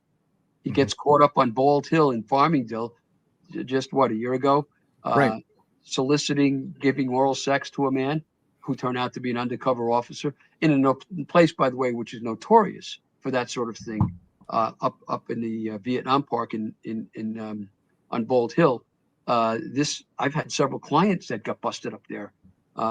So certainly Burke would have known he was taking a high risk when he did that. So something's really wrong with the guy. Something. I mean, I had an investigator I spoke to who was my investigator, but by coincidence investigated Burke back in the day when she chased him for several miles while he was dressed up as a woman. And Loretta Rickenbacker told me that he was a cross-dresser and that, she didn't think he was capable of doing the killing, but that's another story. But you have all those things. But one other thing, if you don't mind me just interjecting something. Yeah. This is the same police department that investigates and gives the DA the work the information that he's working with. And the DA says on the first bail application on Uhrman in writing that Uhrman is acting alone and that he is sure that the wife and children were not involved in any of this because of two things. One, she was in Washington, D.C. or Atlantic City, rather, sorry. She was at Atlantic City at a hotel when Maureen Brainerd Barnes disappeared.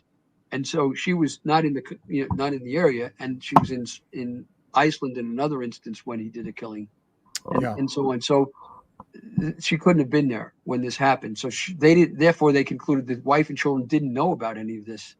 And he was doing all this cleverly on his own in a 1,343 square foot house where he was murdering these girls downstairs, some of them anyway. And they expect us to believe that.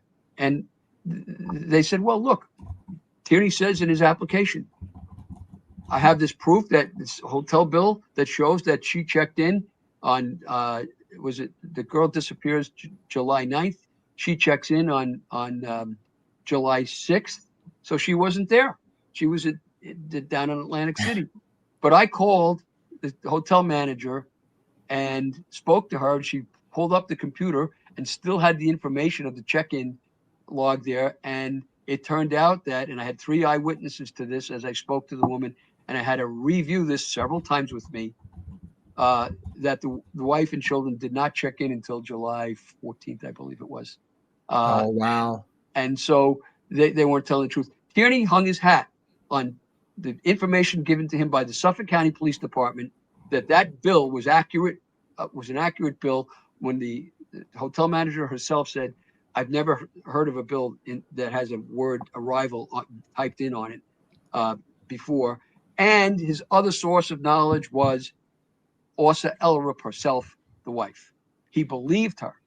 Those were his two sources of knowledge. Now you look at the behavior of that family subsequent to all of this, and you tell me that they're not involved. It's absurd to make that conclusion.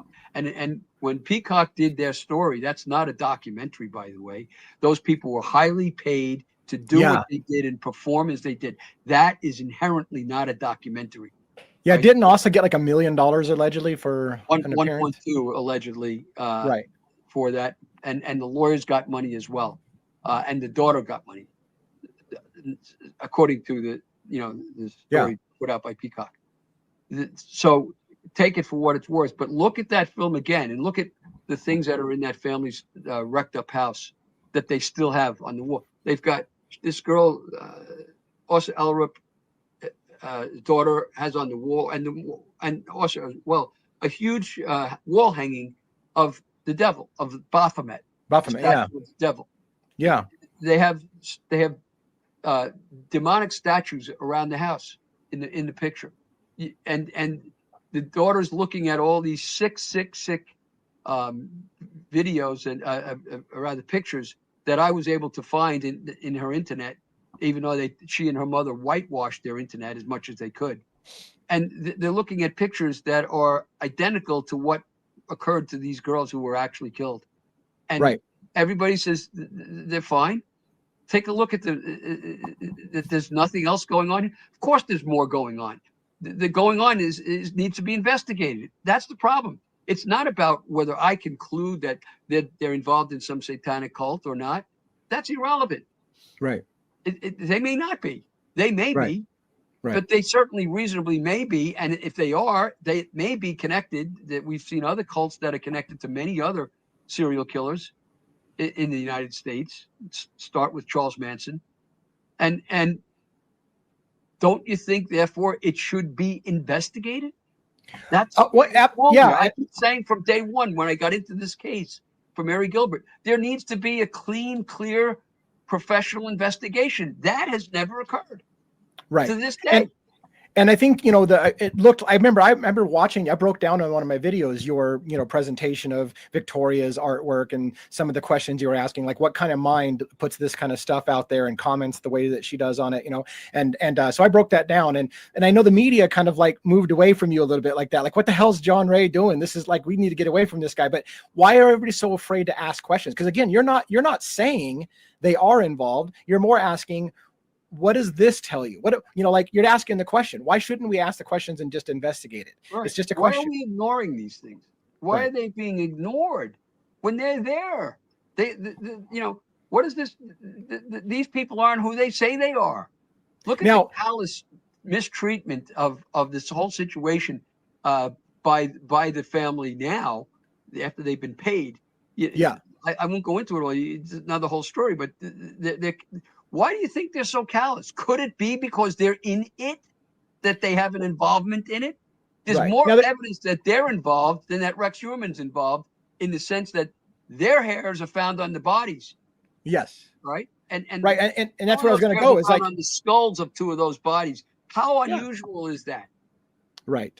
I mean, I'm with you. And I thought the same thing when the DNA of the mother and the daughter is found at the crime scene. And the answer is, well, it's just transferred DNA. It came from the house, without asking, is there a possible other question? I think, to play devil's advocates, right? It was like, well, Victoria had to have been one when some of those bodies were killed. So she wasn't killing at one. Right. So then she might not be killing at all. Nobody's saying she's killing anybody, but she's involved in some way in those bodies. Right. Look at some of these things, that the pictures that she was they were looking at, and look at what Rex Heuermann said to Melissa Barthelomew's sister when he called her on the tape, and I was involved somewhat in that issue. What does he say? I'm sitting here watching your daughter rot. Right. Well, that was literally true, perhaps. And if it was, are they involved in some kind of bizarre behavioral thing where they go and visit the dead bodies, where they move the dead bodies, and so on. Are these not questions that need to be solved and asked, not just brushed off and say, whoop, nope, Rex acted alone? There's a lot of evidence that he did not act alone. Take Right. John, what's his name? The killer of the other, Bitroff. Yeah, Bitroff. Yeah. Mhm. Right? So this is the same police department that publicly said he is likely the killer of the girl that was found the most recently. Name goes again. Sorry. Yeah, He's I'm trying. Yeah. Castilla. He is likely the killer of Castilla. We just have to find enough evidence to get him. They hovered around and made it clear that that was their position for years, because of the wood chips that are found around her, and the position of her body and the way her legs were staged in the killing. Okay, and they said if Bitroff did the same with the others, it's got to be Bitroff, because the girl is found in the same area and so on. Until they do the DNA test on the one hair they find, and it turns out to be Uhrman's first wife's hair. Yeah. Okay, so now they indict Uhrman. So all the while, the same police department is saying this guy did it, and they say, "Oh, okay, I'm just kidding. It was this. It's Bitroff who did it. Uhrman who did it all along." And does it occur to them that Bitroff and Uhrman might have had a relationship? Did they ever check that to see? Right. The wood chip thing, for example, I interviewed the man who rented the wood chipping machine to Uhrman to be used in his front yard, because Uhrman was a wood craftsman that made in his garage. He had where he would work on making cabinets and things like that. And this guy sold him or rented to him a wood chipper. And Rex got enraged because it didn't work and made the guy come back. And I interviewed this guy. I talked to him at length. Right. So both he and Bitroff were involved in with wood chips and using them perhaps around the bodies. Could it be that they actually interacted with each other? Are there other ways that one might look at that? They're both hunters. They're both possibly belonging to hunting clubs out in the same area, where Uhrman dumped Jessica Taylor and Valerie Mack. There are other. I'm the layman on this. I haven't gone into this in depth, but certainly that's a question. Instead of oops, nope, everybody's acting alone. Were they acting alone? Well, and it's funny because you're bringing me to where I was going to close for the day, and I've been keeping it kind of long. And I think you and I, when we talked about this early on, you said, Lee, we could talk about this for 8 hours and we're not going to be scratching the surface of the thing. And I can see that now, like we're just touching on some surface things, and all of these things could go much deeper. And so maybe if you're willing sometime, I can get you back to talk some more, but I want to kind of wrap up on something you just touched on, which is the internet community, the YouTubers, the web sleuths, the people that are going out there and doing that kind of investigative work. Are they able, you think, to help break those questions that law enforcement's not going to ask? Was there a connection between Uhrman and a hunting club, and are there cops involved and whatever? Because those are questions I don't think law enforcement's going to ask ever, and it's not questions the prosecutor is going to ask now that they've got their guy and they're going after Uhrman. So, is there a benefit? Do you feel, or how do you feel about? In general, like is the YouTube community kind of mostly just getting in the way and harassing families and victims, and they should just mind their own business and let the officials do their job, or the officials dropping the ball and there's a benefit for the armchair investigator? There's a benefit for the armchair investigator. Many of these people have very sophisticated minds. They spend endless hours studying the evidence. They're not necessarily well trained in what they do, and then again, some of them are. They're sources of information, and they're sources of logical deduction. They should not be ignored, and sometimes they're even sources of actual evidence. They should not be ignored. The problem that we have is because it's the public. Well, it has the public with all of the public's characteristics. When you talk about armchair investigators, there are those who misuse the platforms and the research that they're doing to they disparage witnesses, they hurt people. There's a small group of them, and very small actually, but still, who attack me relentlessly, ruthlessly, viciously, make all kinds of accusations against me, my family, and everybody else they can think of, and you're going to have those kind of nut jobs out there. You have others who are faking it, pretending that they're involved deeply with the families and they're fakers. They're frauds. You're going to have frauds. You're going to have these kind of people. And you're right. Armchair they're not walking the beat. They're not taking the testimony like I have. They haven't gone into the marsh like I have. They haven't done. I've been all over several states in this case. I've done a lot of work on it. I've been up to Buffalo. I've sent my investigators up there and so on because of the connections of the people up there with the case here. They don't do that, but still, when you give somebody the puzzle and they can put it together, maybe that's valuable. So I'm not against the internet at all. I really think it's worth it, even with all of its, problems like that, all of its improprieties.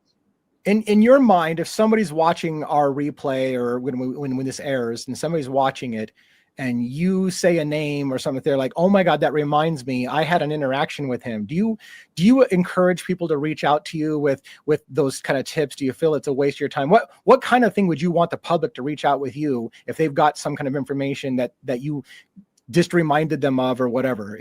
How's that work? Well, it's always been since I started my career. I think I told you with high profile cases, it's always been true that the real value of having press conferences and being on the internet and having podcasts and like this show, the real value is that it generates evidence. It generates witnesses who come forward and actually can help move forward the case. And I've had that happen in case after case after case.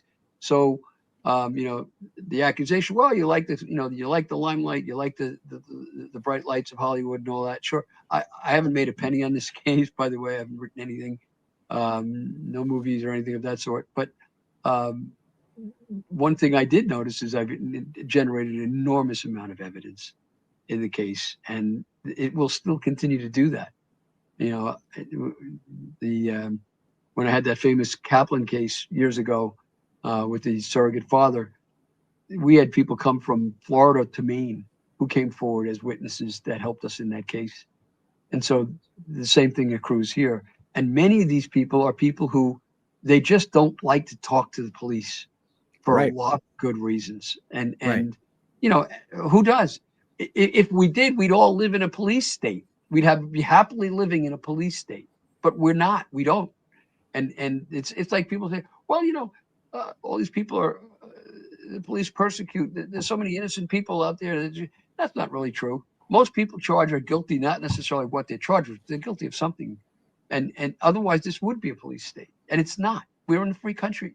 Yeah, I think at the end of the day, what's going to happen is there's a difference between what's going to be proven in a court of law and what the official answer is going to be, and what, as far as at the end of the day, whether Rex did it or not, and what the public believes happened. Because I think, again, internet sleuths are going to ask questions that the law enforcement never asked. They're going to go down holes and rabbit holes that the police department never did.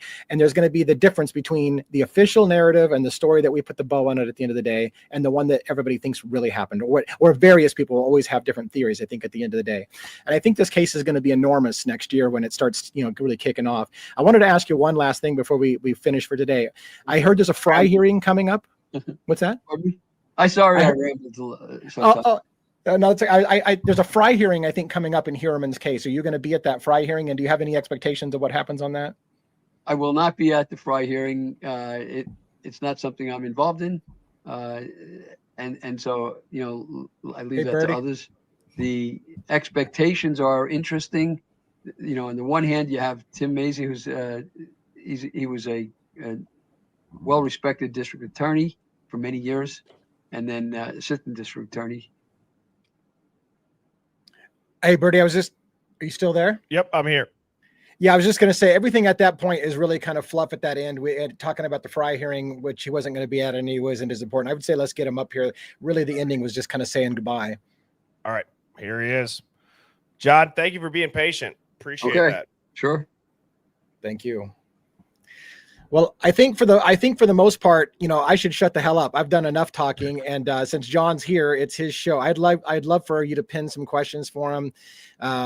You can read the questions that we pin on the screen, or do you want us to read them to you, John, or how do you want to handle? I need my glasses, and Fair they enough. moved so quickly when you were showing. I couldn't yeah. really keep up with them all. Yeah, I'll have him. Yeah, I can read them for you, John. And I was just doing that to show you kind of how excited everybody was. But it's nice to meet you.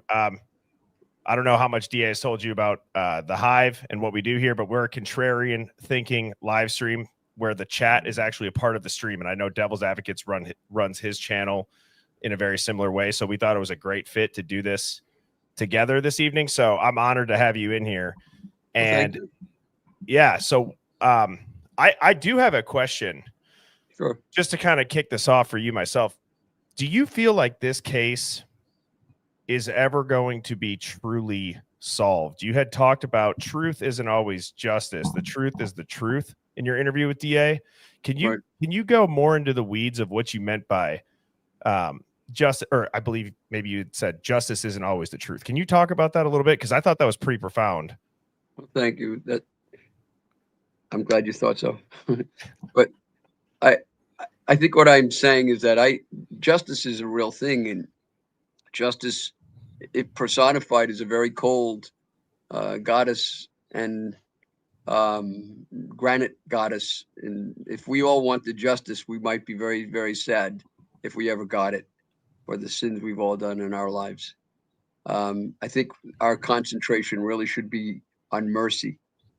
And that's just a take I have on it. But as far as my role and the role of others who are investigating this case should be, it's to seek the truth, not to seek justice. It's not my role, not my job to seek justice. And I don't know that you can get justice for people who are dead in any event. But it is to find the truth, and that speaks for itself. I think I mentioned that. I mean, in the greatest trial in history, actually two trials, the greatest two trials in history, the trial of Jesus Christ. The question was asked of Christ by the procurator, Pontius Pilate. What is truth? Well one said. of the most profound questions asked of one of the most profound man in human history. And I, in a sense, say we should ask that question in every case. What is really the truth? That's what we seek. Does that answer your question? That does. That absolutely does. And I think you worked it into the interview with DA wonderfully, how you did state it. And I do have a question here from the Hive, and I'll put it up on screen and I'll also read it for you. I was hoping that it wasn't going to cover your face, so I apologize. I will take it down after that. But it's all right. No problem. Don't worry. One had asked, you've mentioned witnesses who placed Shannon and Rex near the vehicle matching his description. Can these accounts be elaborated on? Yeah, there's a witness who came forward and gave me an affidavit, and she was interviewed at length by myself and the commissioner of the police, Rodney Harrison, for nearly 2 hours in a place in New York City. And she seemed very credible. She was able to place Shannon Gilbert in the Sable Motor Inn, and that Rex Uhrman came out of that same room after Shannon had called in desperation, trying to get out, and managed to get out. And she interviewed Shannon, and what Shannon told her matched what was true about Shannon's family. So, the trouble you have with her testimony and many others is not that it's not true, as I've said, but rather that it's not corroborated. There's no way to corroborate these things very often. Or in her case, there were certain people you could have corroborated the testimony with if you sought them out and found them, but I don't know that the police ever did that. Is there anyone on Uhrman's prosecution team that would, or I'm sorry, during the trial, okay, who do you think the prosecution would not want cross-examined? If you had to guess. Not want cross-examined? I'd imagine just about every person who takes that stand wouldn't want to be. Brings with him or her the risk of a finding of lack of credibility, of inconsistency. And so there's no great, shibboleth that exists that is going to come in and blow the case wide open against Rex Heuermann. The case is very strong against Rex Heuermann. But so I don't see that there's any one person that could do that. But everybody who takes the stand takes the risk of blowing it. And that's already occurred in the DNA testimony of the experts. The Michael Brown, the lawyer for Heuermann, did a fabulous job in pulling apart the so-called experts on the new DNA method of testing hairs that have no roots. And the judge chose to go the other direction, which is good for everybody because Rex Heuermann is probably guilty, overwhelmingly so. But nonetheless, those two characters who worked for that outfit in California that's creating the testing, they didn't do so well when they got up there. They took the risk that they would blow the case. And in fact, what they do indeed is they have created an issue, because even though Judge Macy decided that the DNA is admissible as a science, or the DNA testing is admissible as a scientific method, it is the first time that's been found in a courthouse in the United States that science is valid. And yet, because of that controversy and because of the poor testimony of the witnesses, they have created an appealable issue, a very strong appealable issue. So in direct proportion as that DNA is relied upon, they create the possibility that an appellate court will throw out Macy's decision. And Rex, nobody's thought about that apparently, but because they took the stand and took the risk I'm telling you about now. Because you'd said, John, that the case has plenty of circumstantial evidence, and they've got enough evidence without the DNA. So what you're saying is, in a way, they could have set themselves up to shoot themselves in the foot, because they could have done this case without the DNA. They could have, but I think they needed to try to get it in. But perhaps the people who testified ought to have been much better prepared for the weaknesses that they themselves exposed in their approach. And so there's an appealable issue sitting there waiting. And think about it. Some of the women are connected to Heuermann only through the DNA testing. So if the DNA testing turns out to be not valid on an appeal, those murders go away. Wow. That's interesting. So I mean, it's just a thought. Yeah. When I try cases, civilly as well as criminally, you have to always look ahead and think about what you're creating for an appealable issue, or what the other side is doing. So, I mean, I don't want to focus on this too long, but because I think you said this is the first time this particular scientific method this is like the precedent, right? This is a bit setting the precedent that scientific method is now okay to use in future trials. Yes, but it is. Yeah, very interesting. Exactly right. But they didn't do a great job at presenting it. Correct. So that's why it's appealable. Yeah. And I use that as the prime example of what you asked me about, about witnesses. So they all take that risk. I can't tell you how many cases I've had where, you expect the witness to say one thing and the witness says exactly the opposite when they're on the stand. Opposite of what they might have told you repeatedly. And it happens over and over. Do you have an example? We're human.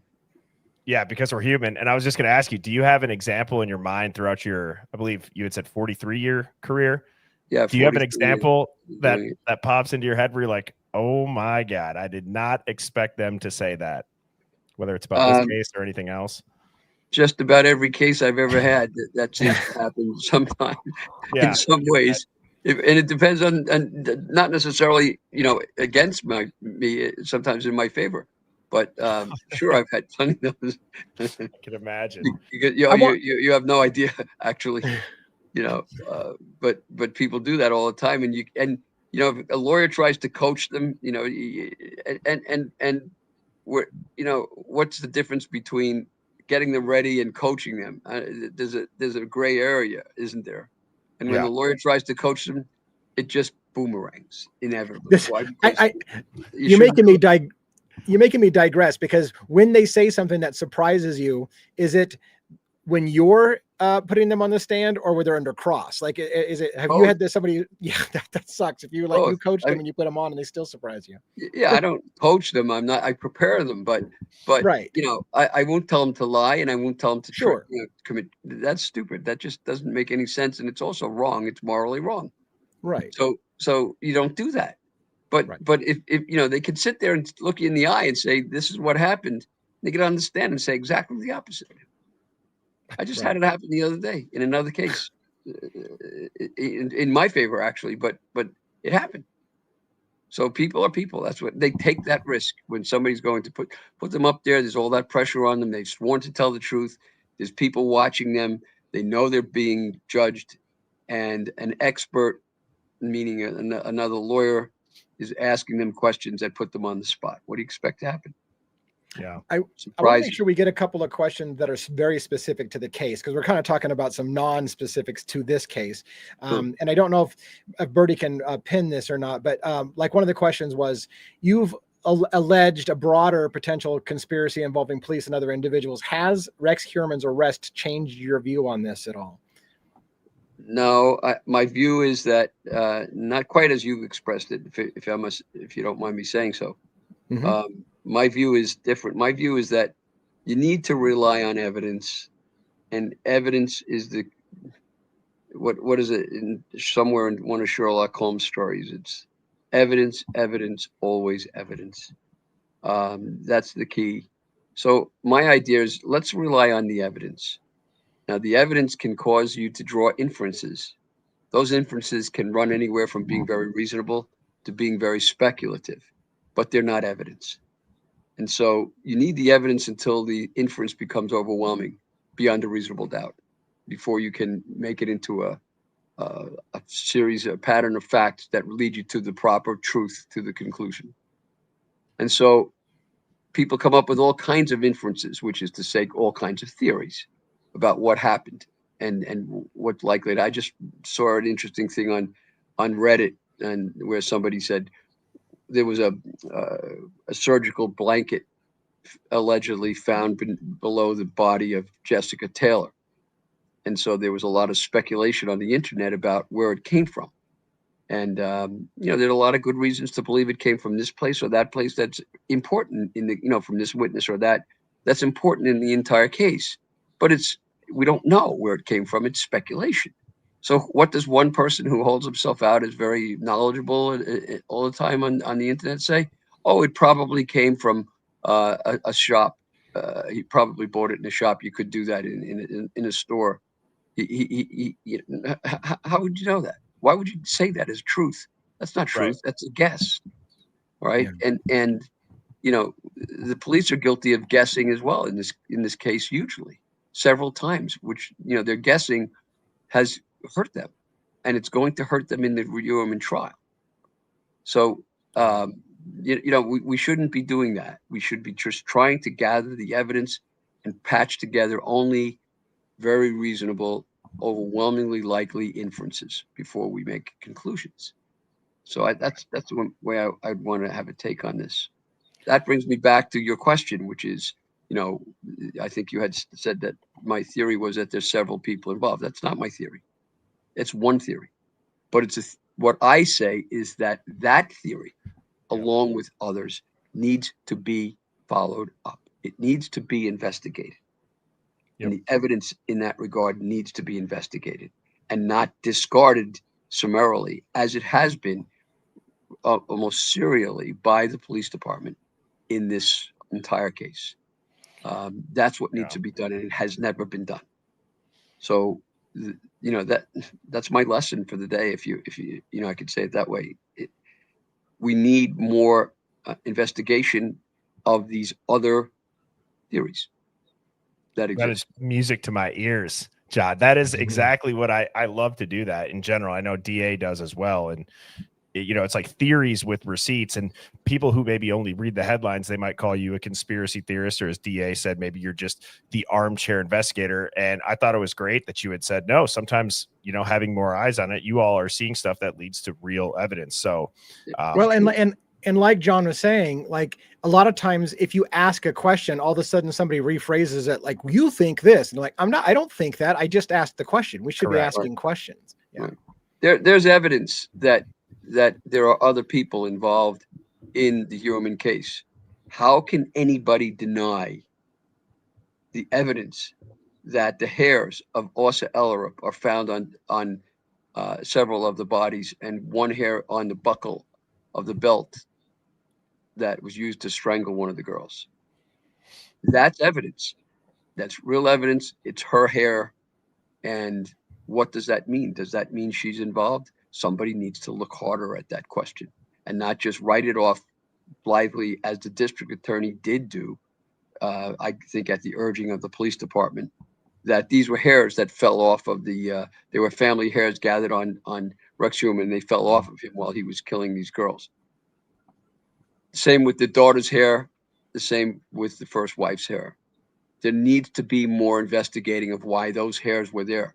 Think about it. If we're going to hold Rex Human rationally responsible for the deaths of some of these women only because we can connect the DNA to him, doesn't it follow logically that the hair is more directly connected to the people whose hair it was than it is to him? And there's not a scintilla of evidence that it fell off of his body. That's an inference without evidence. So what do we have? We have an equal proof that they're guilty, the people whose hair it was, as he's guilty, if we're going to rely upon that evidence alone. Yeah. Right. And I don't want to beat this to death, but that's exactly what I say about law enforcement and stuff like that getting narrow focused, because once they decide, they start to not look at anything that doesn't support what they're going for in that conviction. So they stop asking the pragmatic reason for that. There's a very pragmatic reason for that. That's historical. You can see it in case after case across the history of criminal of serial killers and crime in America. And that is that when the police finally get, they narrow down a difficult case, a complex case, and they narrow it down like they did here to certain facts that prove that this person is the killer. Anything else that comes in that's collateral, that could muddy the water, that could point the finger elsewhere, could be used by the defense to do that, should not be looked at because it gets in the way of proving that this guy did it. Mm-hmm. And so they willfully, intentionally ignore those kinds of circumstances. They don't spread their wings and investigate everything. They focus on what they need to prove their case and get the guy convicted. Which is why, right. And this is, I mean, I agree. And you don't want to interject any doubt because you're trying to go for a conviction, and you don't want to add doubt and room for reasonable doubt. But this is why I say Birdie and I do what we do, which is we're allowed to ask those questions that the prosecutor is not going to ask, and the law enforcement is not going to ask because it will jeopardize their case. But we can ask, and we can theorize, and we can ask questions, and maybe get to some answers, or at least I find that that's interesting for us to be able to ask the questions that they can't ask really. Right. Well, the nice part about the fact that, there's other people looking at this is that the other people, they may come with all kinds of biases and prejudices, and suppositions and the like. But collectively, when you put together all the things that they're coming forward with, it can result in a very substantial advancement of the case, the real case, the truth, the entire truth about this case. Remember, just to focus on one point to make my point more poignant. Remember that in the first bail application, the district attorney, who I count as a friend, and he has great integrity, but he puts in as a first bail application that Rex Human acted alone, and he repeats it several times, and that the wife and children are definitely not involved in any way. And he does this on the first bail application by relying upon two pieces of evidence: the hotel bill for the Atlantic City Hotel, where the family stayed, so that they were theoretically not at the scene of the crime of Maureen Brainerd Barnes, because they were away in Atlantic City when, at the time, she disappeared. And the second part of that evidence that they produced was Asa Ellerup told him so. He relied upon Asa Ellerup's self-serving declaration to him. Yeah. That, you know, when you take that and you weigh it against what we know, and we now know, as I told you in the show, that the hotel said that these people did not check in when the bill said they did. Okay, the hotel records show otherwise, and you weigh that in the balance of things. They're relying upon very weak suppositions to come to this conclusion. And by the way, did anybody ever ask? I know some people have asked. I know it, but I mean, did the DA ever ask? Let's see. You know, this family was in Iceland when Rex Schuerman replaced the bathroom, and wrote to them and said so. And they were there when, you know, other murders were committed. Does anybody ask, do we know the exact date when these girls were murdered? We only have Jessica Taylor within a few hours of her death that her body is located, but the others, they could be months. In other words, could these girls have been kept? If you look at what Rex was looking at and what he was involved in, the kinds of porno that he was involved in, the sadomasochistic porno, these girls are captured and they're kept slaves and so on before they're tortured slowly to death.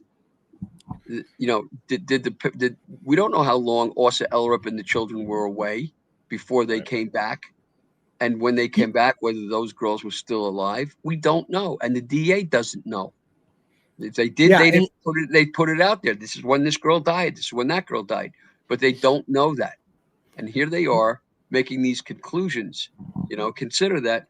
You know, some of these girls, the tortures that were done of these girls could have taken weeks before they actually died.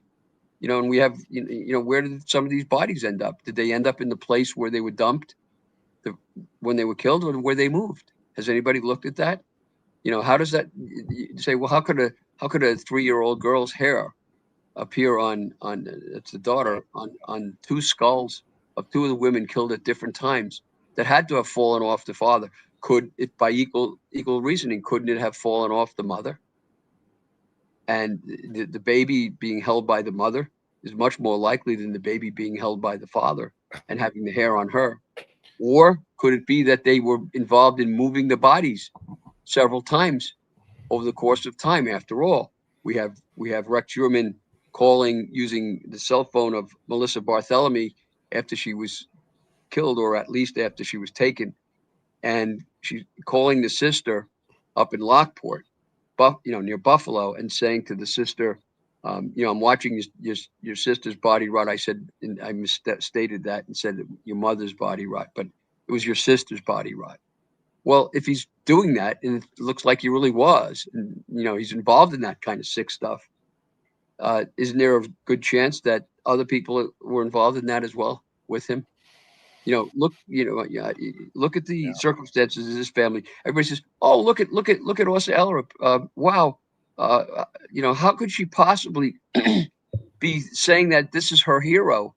This man is her hero of her life when she knows that he's very likely done this? And how could she say that you know he's you know he's her sweetheart and all these things she called him? Excuse me, she can say that if she's involved in it, couldn't she?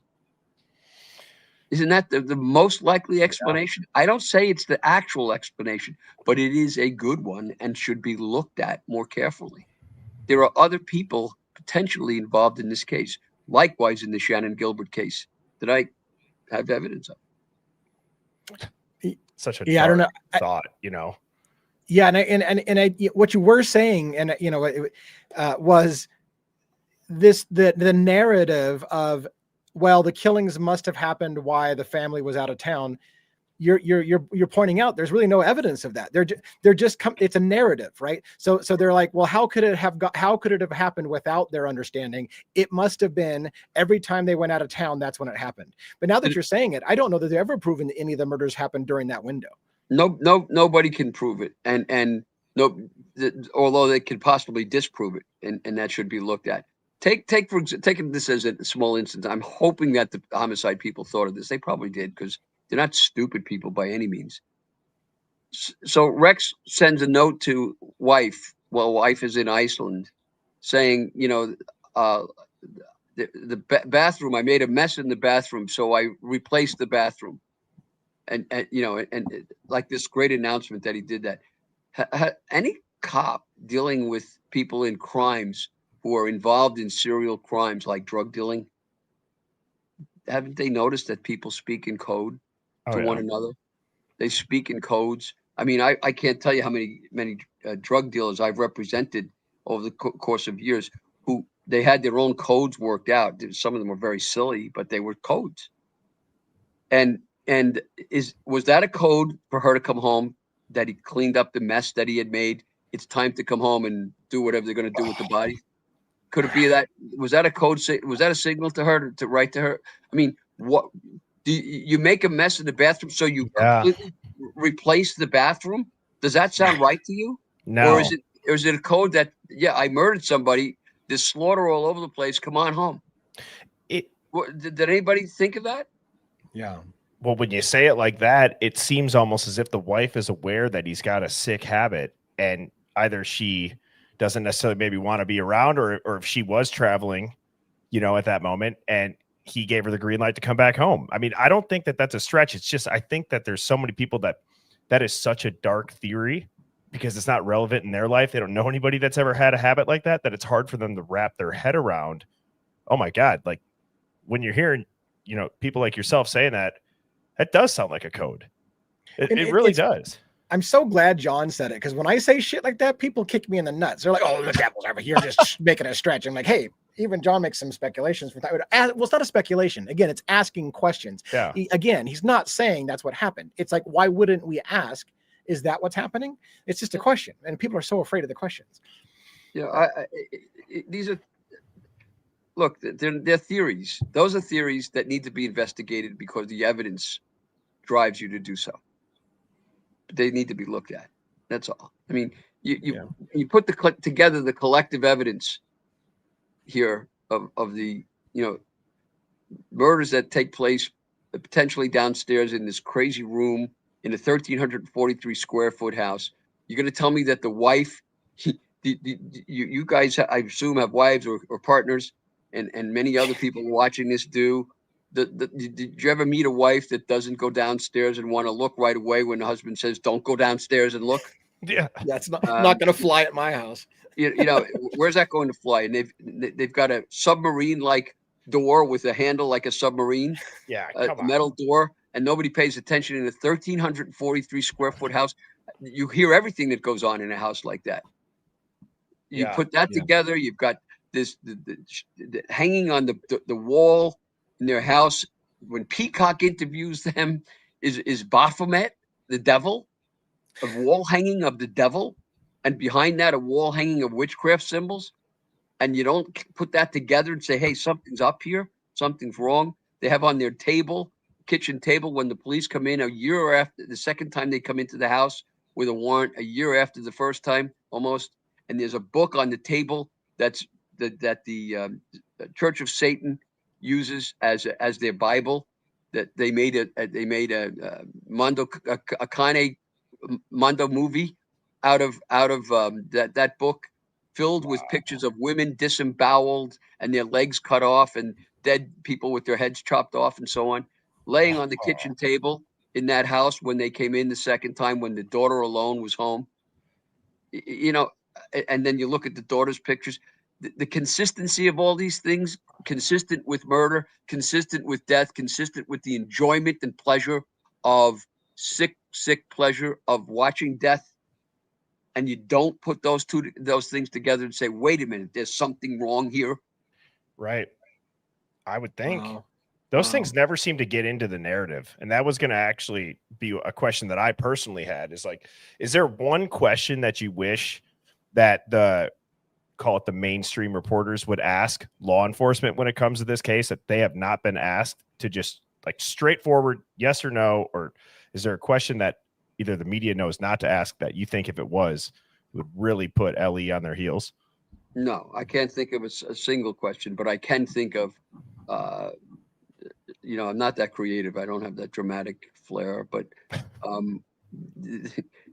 I can think of this. When the police speak, when the district attorney speaks, once for the first time, I haven't heard it yet in the years I've been in this case since 2011. Once, would you please, reporters, question them and do follow-up questions that put them on the spot and challenge their inconsistencies? They haven't done that once. They just, the media is just completely complacent and takes exactly what the police feed them and say, oh, that's the police, that's fine, okay. And when they ask a question, like there was a question asked at the last press conference with Ray Tierney by one of the reporters, is Shannon Gilbert involved in this case, in the human case? And Tierney, he misdirected the answer. He didn't answer the question. Nobody followed up and said, wait a minute, you didn't answer the question. How about you answer the question? Nobody asked that. Nobody did that. And they don't do that again and again and again and again. They don't challenge authority because that's how they make their living. That's their food. They're fed by the authorities with information, and they take it and accept it. And you said it before, the spoon-fed media who doesn't ask critical questions. And it drives me nuts because then so many people in America just parrot mainstream media, which is never going to ask the difficult questions. And this is what Birdie and I butt up against every single day on our channels, is people come into us and say, well, it's this way because the media told us. And I'm like, the media doesn't ask the right questions. But anyways, I'm off my soapbox. No, it's a great point. I mean, I think the point, like hearing it from you gives it validation. It's all validation, or it's not that we need validation, but it is nice to hear somebody that's actively involved in a case where you see it in person, right? We just have to kind of see it through the headlines and sift through, the black and the white. So, I mean, personally, I'm glad that you said it. I think that there should be reporters. I've always joked around and said I could never be an actual reporter, John, because if I asked a question and someone didn't answer it, I'd be like, well, we're not going anywhere until this question gets answered. Like when they held to your point, they held a press conference, the Commissioner Rodney Harrison and Ray Tierney back in May of 2022, when they decided to finally release the tapes to the public, which I convinced them to do. I convinced Rodney to do in my office. He sat right here where I am now, and agreed to release the tapes to the public, the 911 tapes of Shannon's calls. They held a press conference at Suffolk County Community College for media only. And at that press conference, after they made a speech and put up misleading, outright false photographs of the marsh and such things as that, and said, well, the conclusion was, according to Detective Lieutenant Byra, head of homicide, she died of an unfortunate, tragic accident.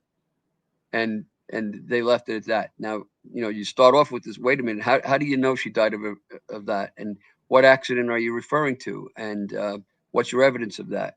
Did you ever hear of homicide detectives drawing conclusions without evidence? Their whole lives are endued with evidence. That's what they're all about, is evidence. They have to have evidence in order to convict people, or these people walk free. So they're very attuned to evidence. They have not a scintilla of evidence that she died of an accident. They don't say what the accident is. They don't say how it happened, when it happened, because they don't know. So then how can they conclude that that's what happened? So shouldn't somebody in the media have asked them what I just pointed out and said, how did you do that? What is your no? And in fact, they were allowed to walk off the stage and say, no more questions. And nobody's ever come to them and said, wait a minute, you walked off the stage last time and said no more questions. How about you answer our question? And then ask them real questions. Yeah. They didn't do that.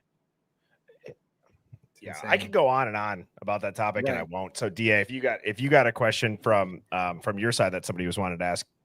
Well, here's the thing. I mean, it's getting late, especially on the East Coast, and we've been at this for 2 hours and 14 minutes. And John told me when we first got together, we could be talking about this for 8 hours and never scratch the surface. There's a million great questions in there, each one of which could take 20 minutes to discuss. So I'm kind of inclined to let John go and move on with his night, unless, John, you want to say any closing thoughts to our audiences and stuff tonight. Or I have one fun question. Yeah, sure. That's kind of fun. Quote. All right. If the New York Times gave you tomorrow's front page to print your, quote, real Long Island serial killer story, like, what would your headline be that you would run? You have full green light. What are you putting on it? In the New York Times? Yeah, I'm putting it on the spot, but what's your on the spot answer? Why do you ask me these creative I don't know, John. You seem like a fun guy. I don't know. He just told you earlier he's not on the fly kind of guy to throw that stuff out there. It'd be a good one to end on, right? I don't have that. It's not in me. I'm sorry. I didn't know if you had one. That wasn't fair. That wasn't fair, Birdie, to do that to you. I know. But either way, John, I just want to say also thank you so much for your time and for being patient. Sure. And it was an honor to have a chance to speak with you. And I'll give you the floor if you have any closing thoughts for anybody in the audience. Just the closing thought is that this case is not over. These cases are not over. There's plenty of evidence that already points to Rex Heuermann having committed murder in other states. I have several witnesses who've come to me who actually survived him and what he did, and they are from other states as well, states where murders have occurred that are not explained. So that needs to be explored deeply, including in Alaska and Anchorage, and in other states as well. There's much more to Rex Heuermann and his family than has been investigated. There's much more to the Shannon Gilbert story, far more than has been revealed by the district attorney. And we cannot allow them to rest contented in possession of the truth. When, like what was it, Tolkien's The Dragon Fanfare? We were just talking about that. Yeah. They cannot be allowed to do that. And the only way to make sure that they're not allowed to do that is for the public to do what the public does so well, which is to put pressure, notwithstanding the media, upon the authorities to do their job. And, the trouble we have is that many of the public themselves are, going along with the authorities because that's what they do. You see them on Reddit, that places like that, where there's an awful lot of people who are just convinced that whatever the DA says is okay, whatever the authorities say is okay. It's not. It needs to be deeply investigated. There's also here the culture of corruption that has existed throughout more than an era within the Suffolk County Police Department and within other institutions in our society here on Long Island and throughout the country, where I've spent some time, for example, in Jersey City, New Jersey, up in Buffalo and Lockport, where there's connections of this corrupt culture. That needs to be investigated. It needs to be broken open. And you will find when that crust is broken through and you get into the muck, how really evil has prevailed, and that this needs to be fought. And it needs to be fought by the search for the truth. That's a great way to say, and it's a shameless plug. If the mainstream media won't let you talk about it, John, you're always welcome to come on Birdie and I's show and talk about anything you get. And I got your headline. It's "These cases aren't over," and then just have all their pictures right on it. Look at that teamwork right there, man. Awesome. Well, thank you so much, John. I really appreciate the time. And with that, Hive, I'm going to be back on the stream tomorrow evening at 7 p.m. Central. Devil's Advocates will have the full interview that we had premiered here in the Hive before John was kind enough to come up and answer some questions.